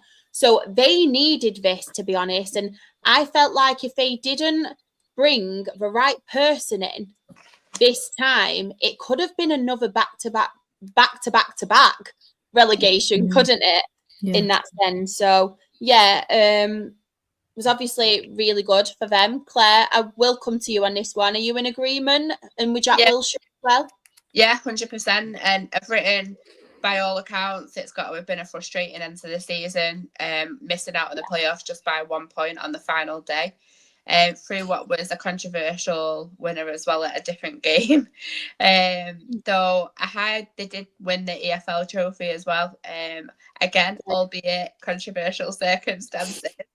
Obviously, Matt Bloomfield started the season for him, but Jack Wilshere's really stepped in and done a great job. I think, like you said, you didn't know if there was the experience there, and he's got a phenomenal assistant, let's be quite honest. I think they play some absolutely beautiful football. In fact, I'd even say they play some of the best football in the league. I can't lie. I think they have a lot of possession-based football, but I just think they, like the way that they can pass the ball around. It's just, I think, obviously, Jack Wilshere has probably been around some of the best coaches in the world in his playing days. And obviously Chris Powell as well, been a great player. So I think they can pass on a lot of their knowledge as well from their playing days. Jordan Clark, Liam Watson, Casey Palmer, all really good for them. absolutely masses, bags of potential, and I have written here they will absolutely 100% definitely improve next season. Yeah, completely agree with that. Drita, what were your thoughts on Luton Town and their season? Completely agree with everything Claire said as well, and I think they've really adapted well to being back in League One. I think maybe some of their fans are a bit like, oh, we're going to walk the league and this, that and the other, but this league has been so tight, and I think everyone saw it this season. Like, anyone can beat anyone, and I think no one predicted some of the teams that relegated, no one predicted the teams that were promoted and in the playoffs. So it's like, I think Luton can be very proud of themselves for having that stability for next season and then carrying that momentum forward. Yeah, they did miss out on the playoffs on the final day, but it's that positivity around the squad, and then they can take all this in. Like the 13 home wins, that's really, really impressive, and I think that's something you can take into next season, and then hopefully they'll build on and recruit right in the summer. Completely agree. And 12 goals as well from Jordan Clark. So we're getting to the playoffs now. So 6, we do have Stevenage. Drita, I'm going to come to you first on Stevenage. What were your thoughts on them? I mean, we spoke about this a couple of weeks ago, didn't we, on the pod, Claire? I think it was just me and you. And we said, when are we going to actually get to a point where this is normal for Stevenage? Like, every season we're coming on saying, be punching above the weight, be doing this, we're doing that, and blah, blah, blah. And they've really, since they came up to League One, they've made a fantastic account for themselves, and they're progressing each and every season. We've got a fantastic manager, may I add, as well, in Alex Revell.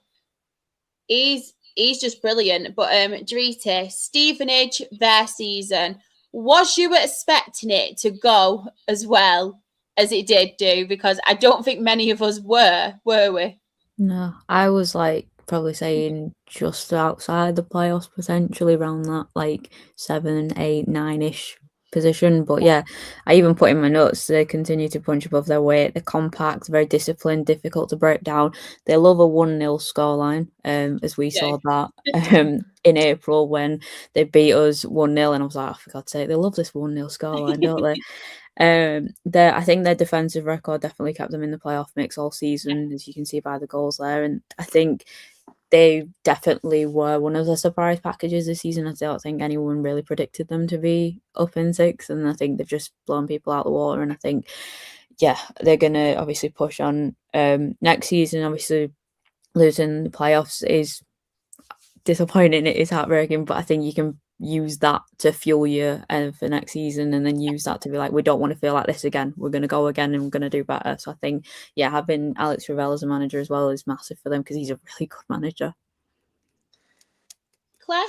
Yeah, I've just written Stevenage really are the epitome of resilient. Alex Revell has done an incredible job for them, learned a lot. People, including Stevenage fans, weren't sure whether he was the right appointment. Obviously got right behind him and is repaying that. Defensively outstanding, gritty, extremely tough to break down.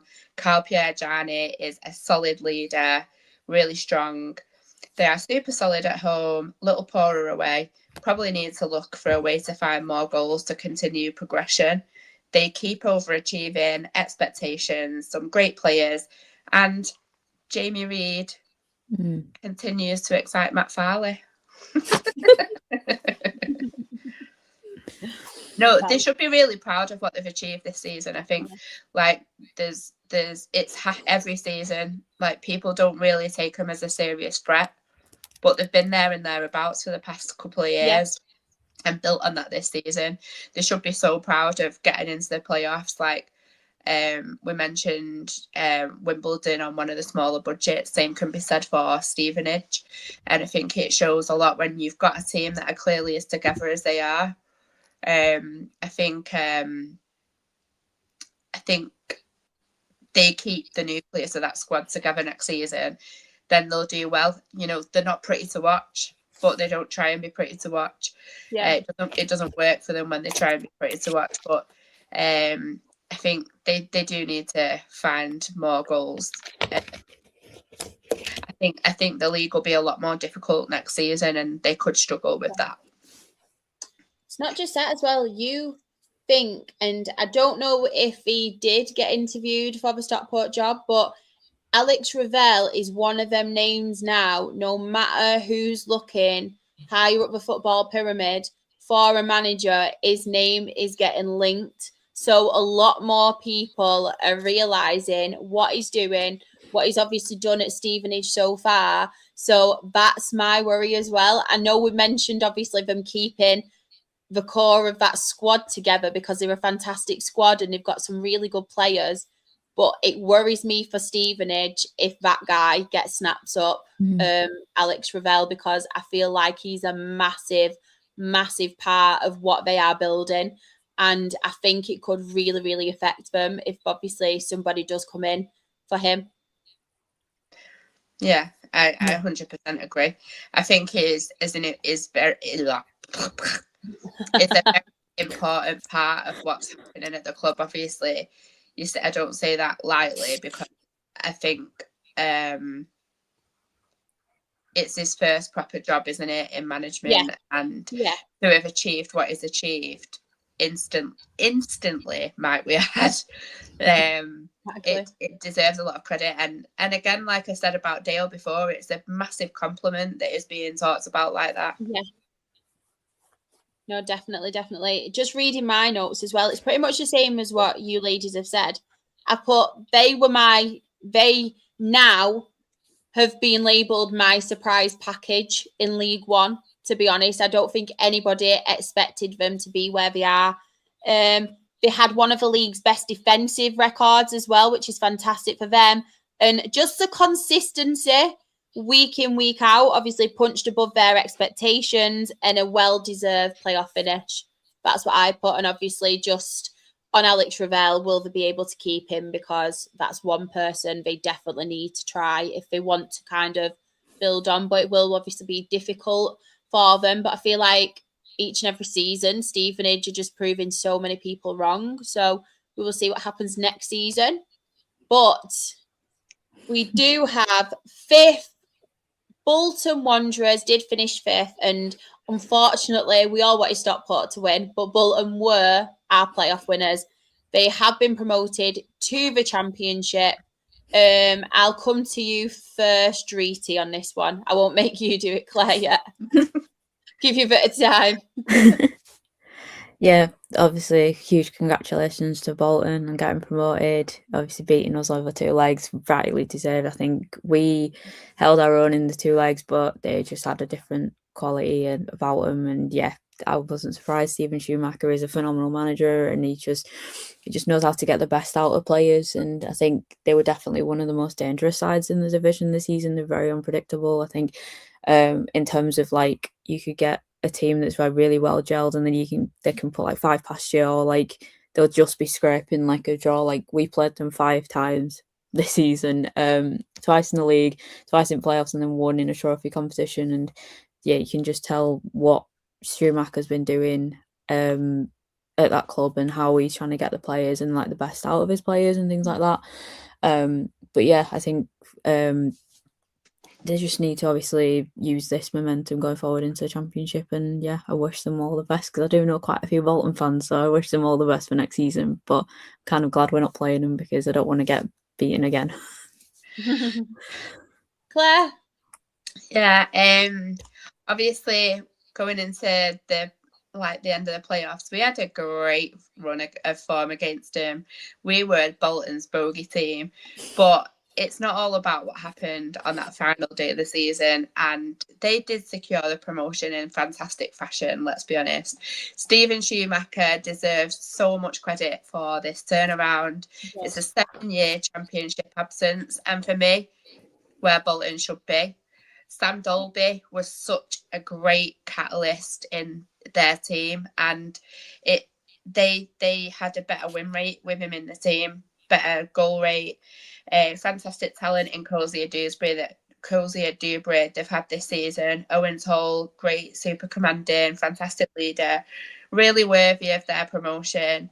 It'd just be interesting to see how they do next season. Obviously in the Championship, but I can't be like I can't not praise them because they've deservingly gone up, but just think that maybe need to work on that away form a little bit.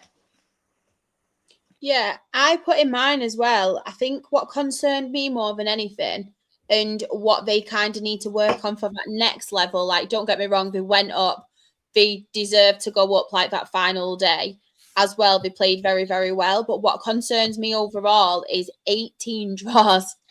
Like, if they could have gone, I think to take them to that next level, if Steven Schumacher and them players can turn them draws into wins, and that was one thing that they did lack on. But at the same time, we were talking about, obviously, previously when Ian Everett had the job and how he couldn't take them to that next level. He has done that, Steven Schumacher. Like, it may not have been pretty at times, but the games that they needed to win, and the games where they did need to get over the line, they did that, didn't they? Essentially, in the playoffs, both times. Unfortunately for you ladies, it was against both of your teams, but they got there, didn't they? And it's not like they necessarily had to kind of they did it at times not playing well, didn't they? Like during the season, and then they turned it up a notch when they needed to, which is obviously really good for them and really good for Steven Schumacher, because I've raved about him for a while, and when he's been in his previous roles, and I've been like, he's a really good up and coming manager, and I actually think he will go far. I wasn't sure who he will go far with, but obviously it is with Bolton Wanderers, and he's had that experience, to be fair, at the championship level as well. I know obviously it wasn't fantastic at the same time, but he still had that experience, and I feel like with him being at Bolton, it's a much bigger kind of club, and they are back where they deserve. So it will be really interesting to see where they can go in the championship next season. But yeah, very, very successful one for them, and just some of the players that they've got as well. They've got some absolutely quality players, haven't they, Bolton? So yeah, very, very good season. And our playoff winners, just quickly go to the chat as well. But fourth. We do have Bradford City, so I will come to you, Drita. Obviously, your beloved Bradford City. I mean, obviously, it was heartbreak in the playoffs, but what an absolute dream of a season. Just getting promoted. I know you didn't expect to be in this position that you was. But yeah, absolute dream season for you, really, wasn't it? Yeah, 100%. Yeah, even seeing that now, it don't feel real. Like, it actually doesn't feel real that happened. I might be a bit emotional, so bear with. I just actually can't believe it. But yeah, I'm wearing my City shirt today because obviously I have to represent. But yeah, I just can't believe this season, honestly. I didn't want it to end, to be honest with you. But yeah, I think we surprised our fans as well, to be honest. When we came out so strong at the start of the season, we were just flying. I thought, is this actually real? Like, is this actually happening to us? And I just, honestly, I couldn't believe it. I think we recruited right in the summer. Every single player, if they ever see this, every single player who represented the football club this season, thank you so much. Even if you played a couple of games or the entire season, just thank you, because you were the reason we're here in this first place. And like, we really made Vale a fortress, as you can see by that 15 home wins. It's mental. And I think it's all down to Graham. Graham has been absolutely phenomenal since coming in as manager. I think... You're right, Claire. What's your fight? Look, that moth just landed on me. I'm not even joking. You can see them. Lovely. Look, Shah, a moth. I thought you farted. No, blue raspberry. Genuinely, on it. I thought, oh, Claire's getting excited about Bradford.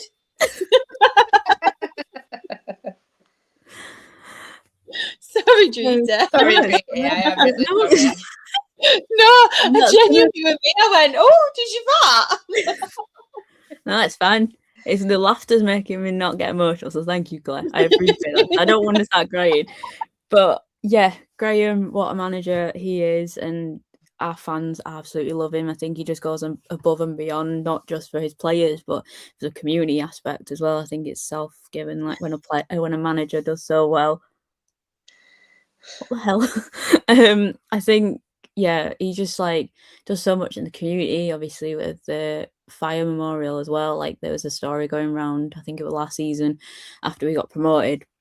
He went to the memorial outside the ground and then just stood there by himself and just reflected. And it was that kind of like the first time we've seen that from a manager that's doing that. And like he said in an interview, he didn't want people to see him, but a lot of fans saw him and then put it on social media. We all found out. We were like, he gets it. He gets what it means to be part of Bradford City. Like he's never played for us, didn't have any links to us whatsoever before joining, and he's absolutely changed it around. I remember when he came in and we were like still in League Two and just trying to like get into the playoffs, and he's just absolutely made the team his own and recruited so incredibly well. And like I look at the squad that we've like Anthony Sasovic, Claire knows him really well, one of my favourite players. I absolutely love him, and yeah, it just shows 11 goals with him. And to say that he was out a couple of times a season with injuries and knocks and niggles and all that just shows that like he's so consistent and so like he's that player that we needed. And like when we missed him this season, we missed him. We struggled. But then when we was back, I was like, thank God he's back. And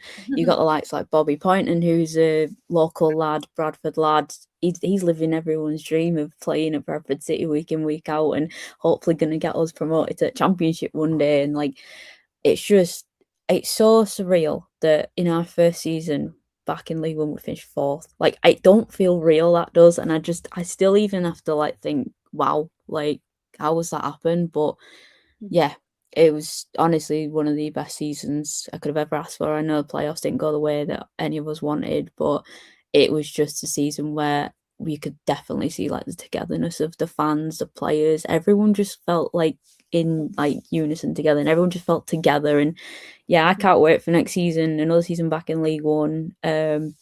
Yeah, another chance to build and grow. I can't wait to see who we sign in the summer and go from there. And I can't actually wait to see who becomes our captain now that Max Power has departed to Wigan. So some people are saying Sass. I wouldn't mind that. He was captain when we played against Stockport at home, so I don't mind that whatsoever. But yeah, honestly, I'm absolutely delighted. I'm absolutely delighted for the lads, for Graham, for Chris, all the background team, everyone associated with the football club. Like, what an unbelievable season. The fucking chickens! Thank you, Claire. Yeah, Claire can see it, and then I will. Oh God! Now I'm waiting for that when we get promoted to Championship. I've said it here first. I'm going to say it. I promise you. And I won't get back. You can't make us wait years. No, you can't. What be years? What be years? What be years? Promise you. What be years? Bro, I promise you.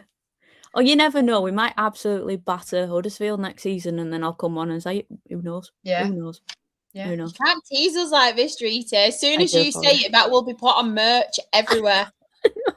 Honestly. Do you know what? Someone's gonna. Do you know them birthday cards where they kind of sing to you? We're gonna do a birthday card from the Absolute Football Podcast that people can buy. It's gonna be you going up the chickens. Do you know what? That could actually be a bestseller among all your bloody thousands and thousands and thousands of fans. I don't think they want to hear my voice, though. I think they probably want to hear someone else's voice. You know, where else are going to get a birthday? I'll be like, oh my God, Dreety swore. Let's buy it. Not just that. Where else are they going to find a birthday card from that goes, up the fucking chickens? Exactly. I reckon we're onto something here. Yeah. Should we all do one for our own club? Yeah. Up the effing Dale.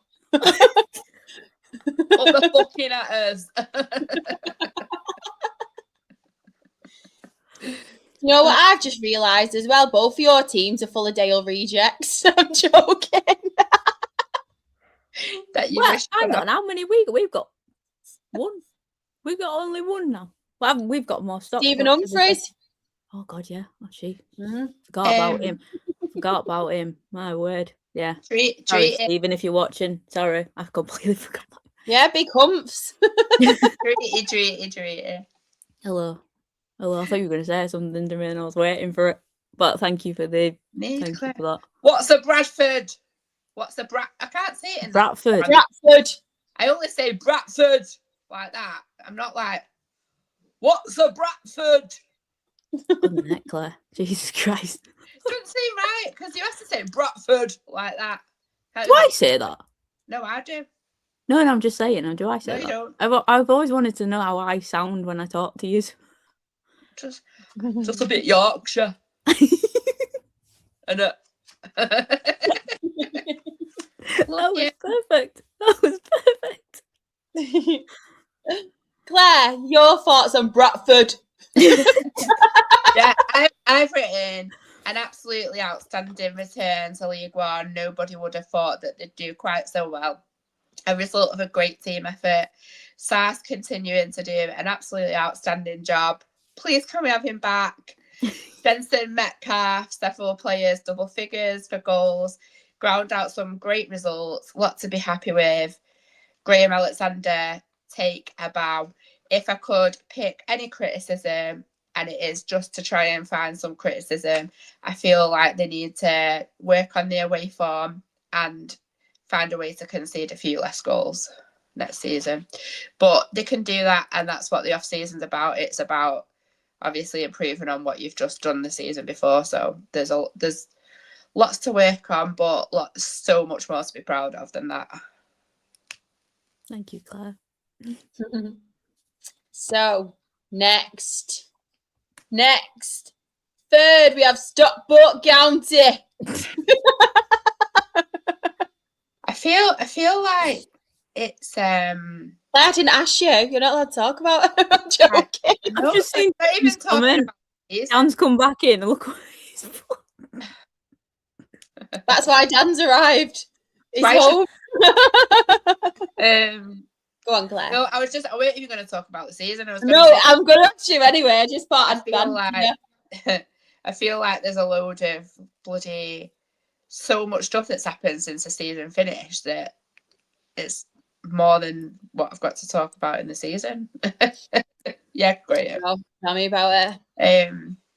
Obviously, what I've written, 2 trips to Wembley, but definite decline on last season for me personally. Obviously, we've got to Wembley like in the Joke Cup and the playoffs. And I was absolutely devastated, I'm not going to lie, when we lost at Wembley. Not enough adequate replacements for me on some of the players that we lost last season. And we didn't look half the team we were last season either for me. Obviously, you can't be too critical when you've just gone to a playoff final, but we did have about 15 points less than we had last season. So, yeah, we had too many injuries. Signed a player that's absolutely meant to be outstanding, that's not even kicked a ball for us, and kept getting more injuries in training. There were some highs. Obviously, we had some really good performances. Playoff second leg is a standout for me, and Port Vale away. Disappointed we didn't even try to retain Odin Bailey, because I think he's been so important for us.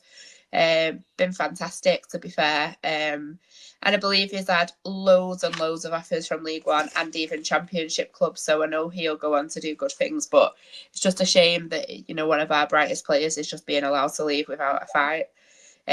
Charlie leaving, I'm more than likely losing some of our other players in the window. I'm not confident at all for next season, given some things that I've heard going around. But with all that being said, Ethan Pye, what an outstanding talent. Thank you, Dale, for letting him go on a free for whatever stupid reason. I feel like we're your feeder club. Like, genuinely, like, when I see Ethan Pye play, I'm like, what on earth were Dale thinking letting him go? Like, what on earth? I mean, you would have made some money for him if you'd carried on with him. Cameron Gordon. No, it's absolutely like he's still young. He's like 23 or something. Such a big like career ahead of him. There's not many good left backs in this country. So left-sided defenders. He's not a left back. I think I'm a bit disappointed in it. I can't thing for me is Kyle Wootton. I cannot praise this man enough. what he has done for us this season, like,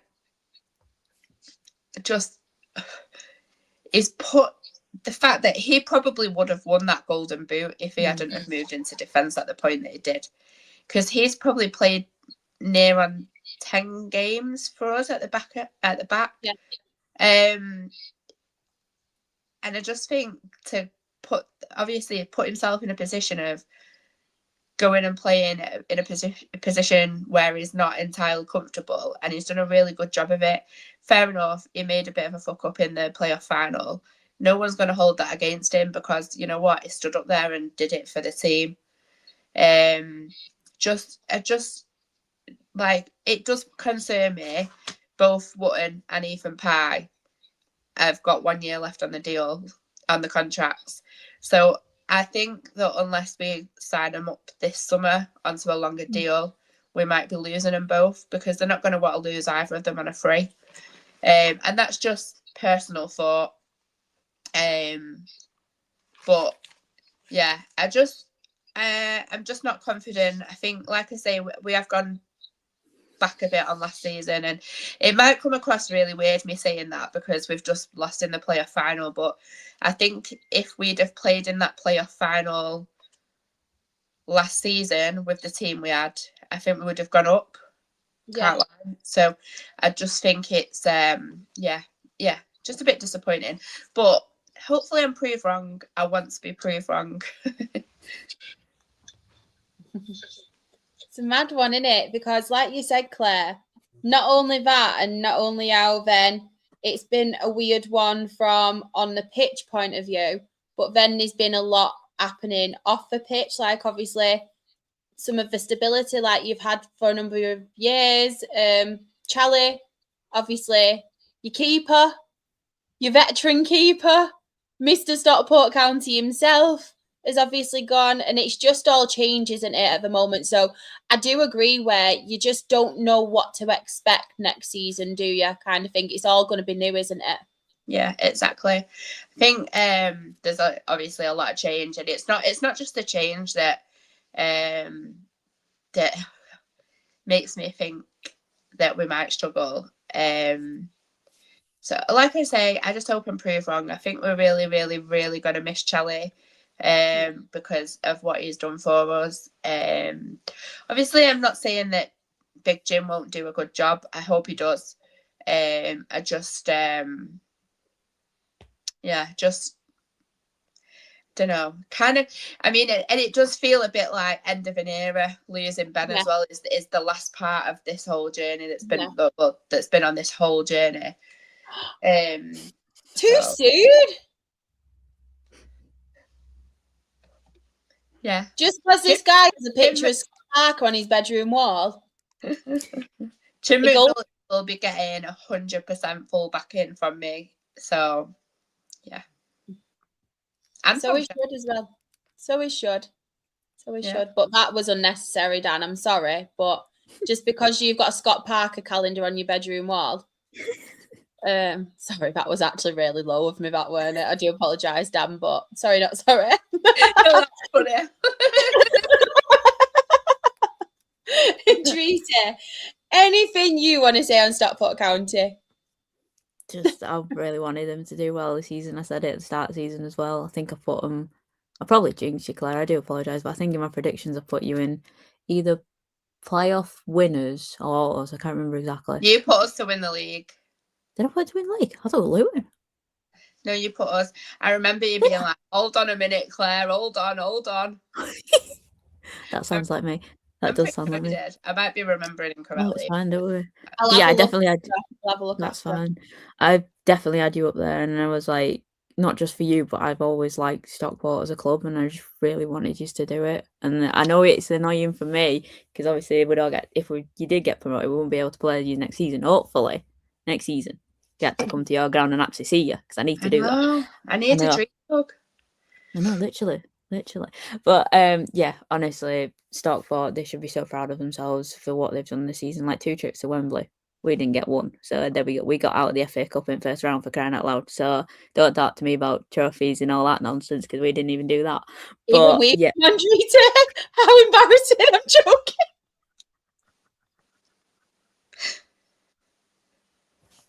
Yeah, just You've forget. not got a Yeah, trophy. yeah, literally. Yeah, that's fine. Trophy's not important. It's fine. Don't worry. It's not like we're going to get in the FA Cup again next season. I don't know with us. Who knows? I'm saying this now, we might get into blooming quarterfinals FA Cup next season. I hope so. That'd be cool. Anyway, back to Stockport. Do apologise for going off a tangent, me. Yeah, I just think the players that Stockport have got are just so talented. And I look at the squad, I'm thinking, blooming heck. Like, I always look at him and like Jack Diamond, for example, Carl Wootton, who's on the screen, like really, really good players. And I just think, what? Why? Jack Diamond? No. I don't mind him. I know I haven't seen him all season, but I don't mind him as a player. Okay. Oh, sorry, Claire. Sorry. All fart, no poo, every time. Well, fair enough. Fair enough. But then also, I've got to say, Stockport have given us three, four, I don't know, too many players now, and we really appreciate it. Sars, Ibu, love them both. Obviously, Neil Byrne as well, but Neil Byrne's now leaving, so yeah. But Sars and Ibu, honestly, what a player he is, my word. What a player, love him. So yeah, if you got any more players, yeah. Just think you need to back off now, bitch. Sorry. It's not even me, I'm just loving it. I'm just like, you know what, Sam? I hold you.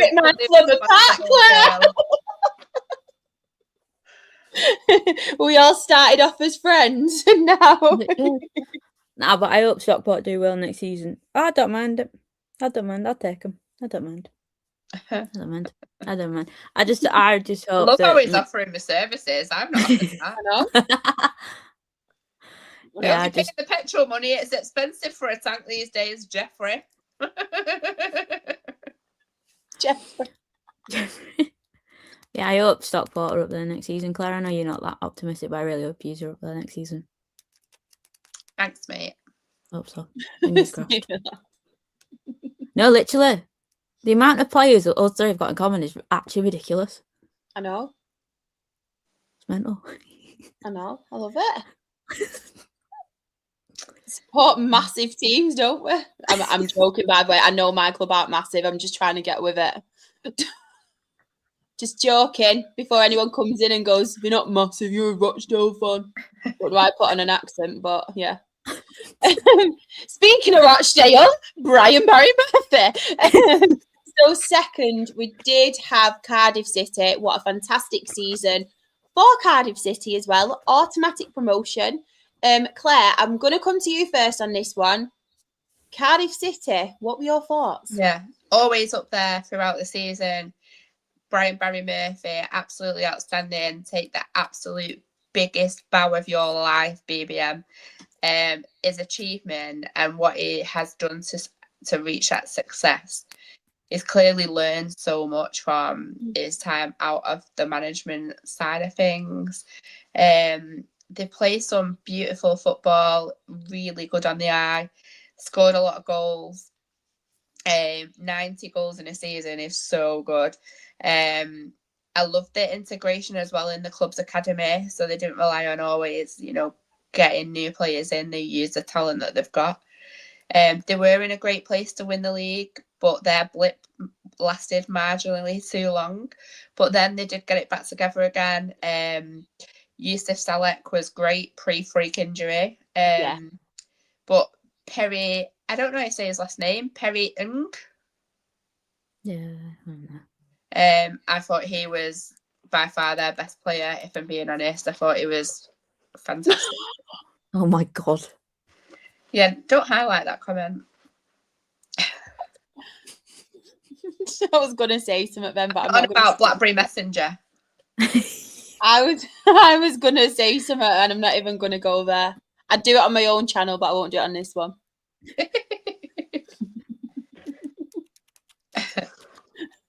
I've got work in the morning too, Chris. Stop being rubbish. I know we're on number 2. You stayed this long, Chris. Bloody hell, we're nearly on number 1. Are you a top fan? I know. Oh, that means Graham will get the DM now instead. Sods Chris. I'm joking. No one's messaged since she said that, Claire, anyway, so I think we've just put them all off. But Drita, what were your thoughts on Cardiff City in their season? Obviously. Zeta. No, it's fine. obviously, huge congratulations to Cardiff. Yes, bouncing straight back after relegation, scored very freely, blowing some teams away.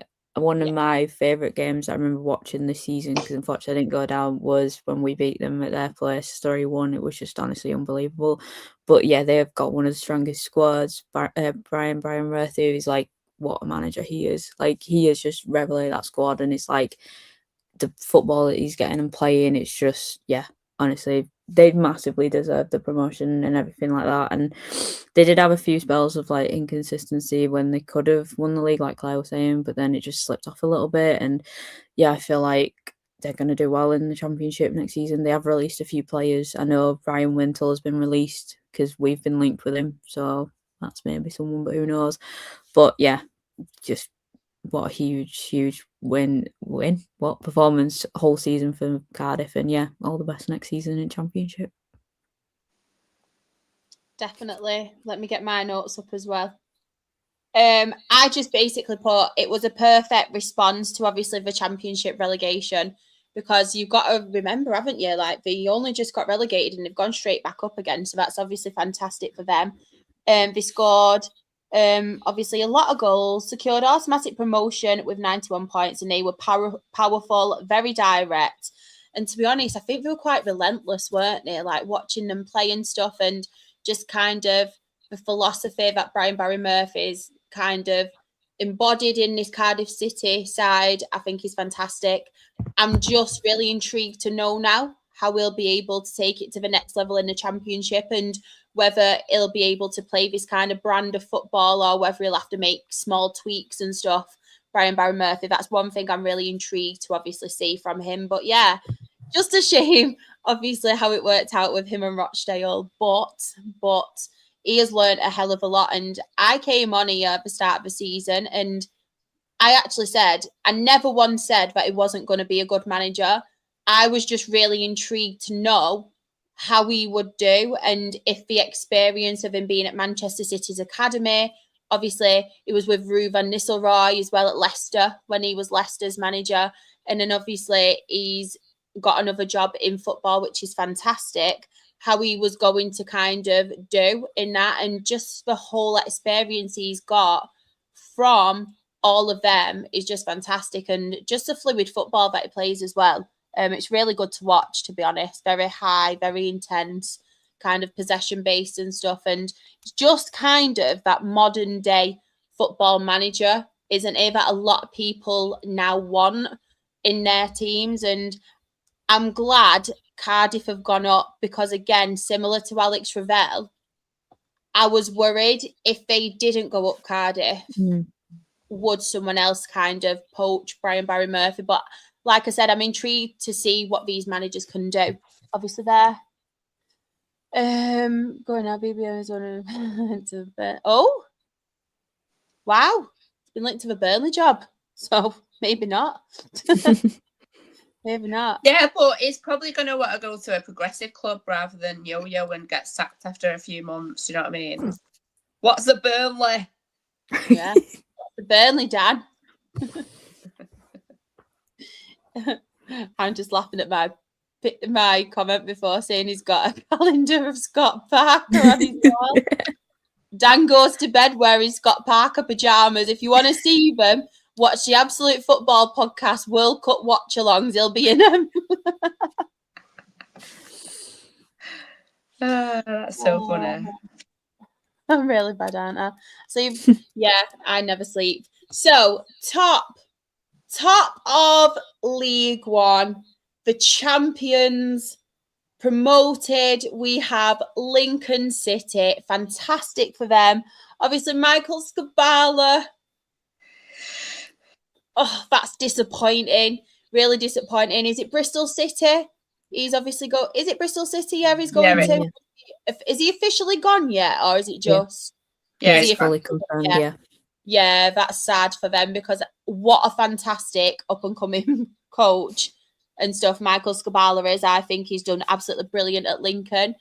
Claire, I'm going to come to you first on Lincoln. Their season, obviously, amazing for them. What were your thoughts? Get ready for it.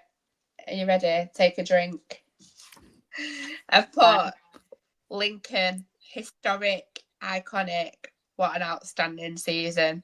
Not only securing promotion, but winning the league with lots of time to spare. And Michael Scabala masterclass, and he will be a tremendous loss for them. Yeah. 103 points is such an outstanding achievement, and it really shows the spirit and what you can achieve by running a finely tuned ship. Nowhere near the top in the budget spending, but had a fantastic squad with an incredible togetherness. A load of players putting themselves on the line for each other. A bit of a dip where they lost 4 from 11 earlier in the season, but they didn't suffer another defeat in the league after a 3-2 loss to Wycombe in November. This in itself is incredible. They should be an inspiration to many other clubs who are looking to improve and push up the leagues.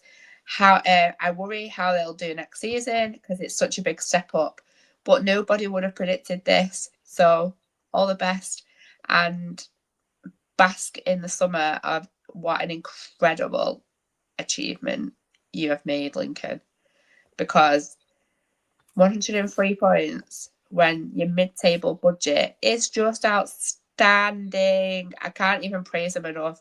Like Michael Scabala, what he has achieved with them is just like, there's no other superlative than outstanding. It's just incredible. Like, he will be the biggest loss for them though. Like, and that's what makes me worry for them, to be quite honest. Yeah, done. No, it is a huge loss for him. I'm really gutted as well for him, because I would have loved to have seen what they could do in the Championship with him in charge.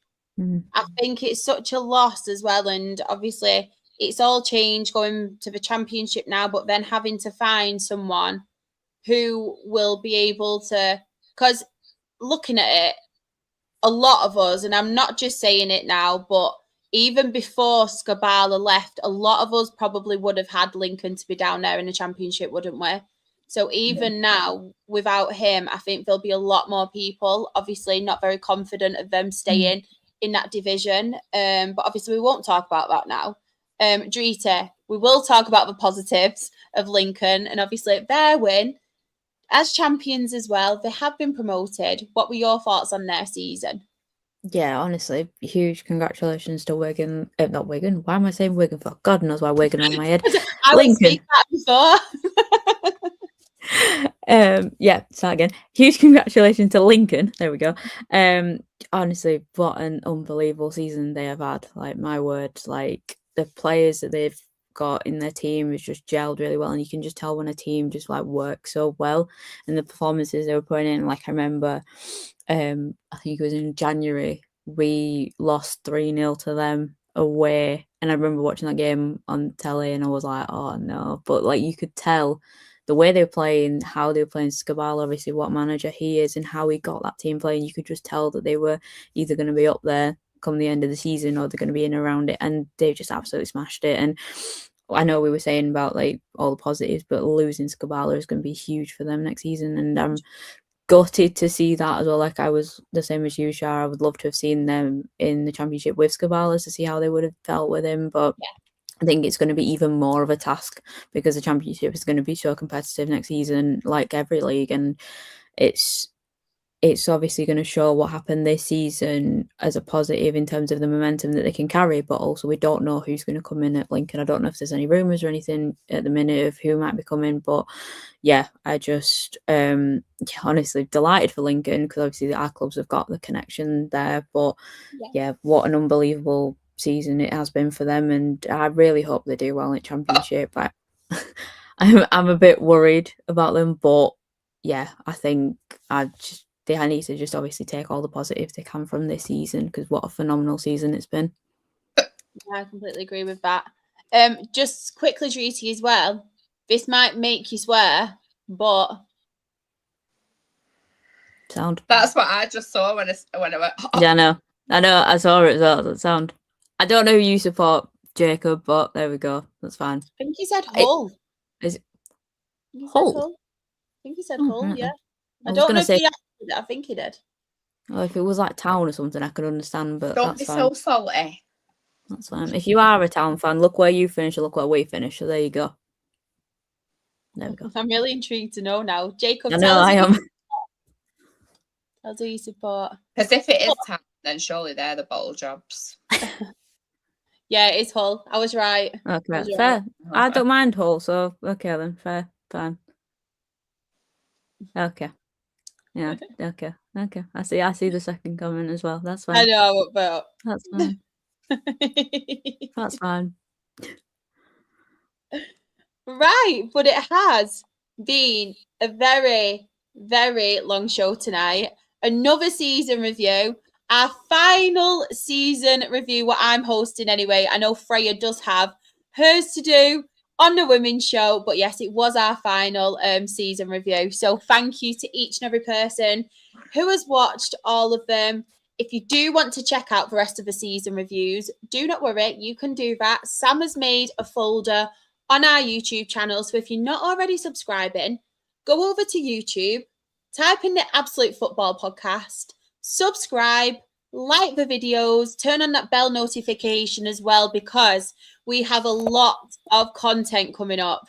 It is World Cup season. We're going to have plenty of watch-alongs as well. I'm a night owl, so more often than not, I'll probably be on them too. But then again, I don't want to put you off. So I shouldn't have told you that. But yes, I will go through our shows that we do usually have on. It's going to be a little bit mismatched because obviously it's end of season now. But usually during the season on a Monday evening, you can catch the non-league team in collaboration with NL Fulltime. I'm hosting and we talk all things non-league football, to be honest. National League North and National League South. I know a lot of people, again, were talking about Ian Watson becoming Rochdale's new manager. They wanted to know my thoughts on it, so I will be doing a video really, really soon talking about that. So yeah, stay tuned for that one. We didn't talk about it so much in this show because it was a League One season review, but I will be having my thoughts on that.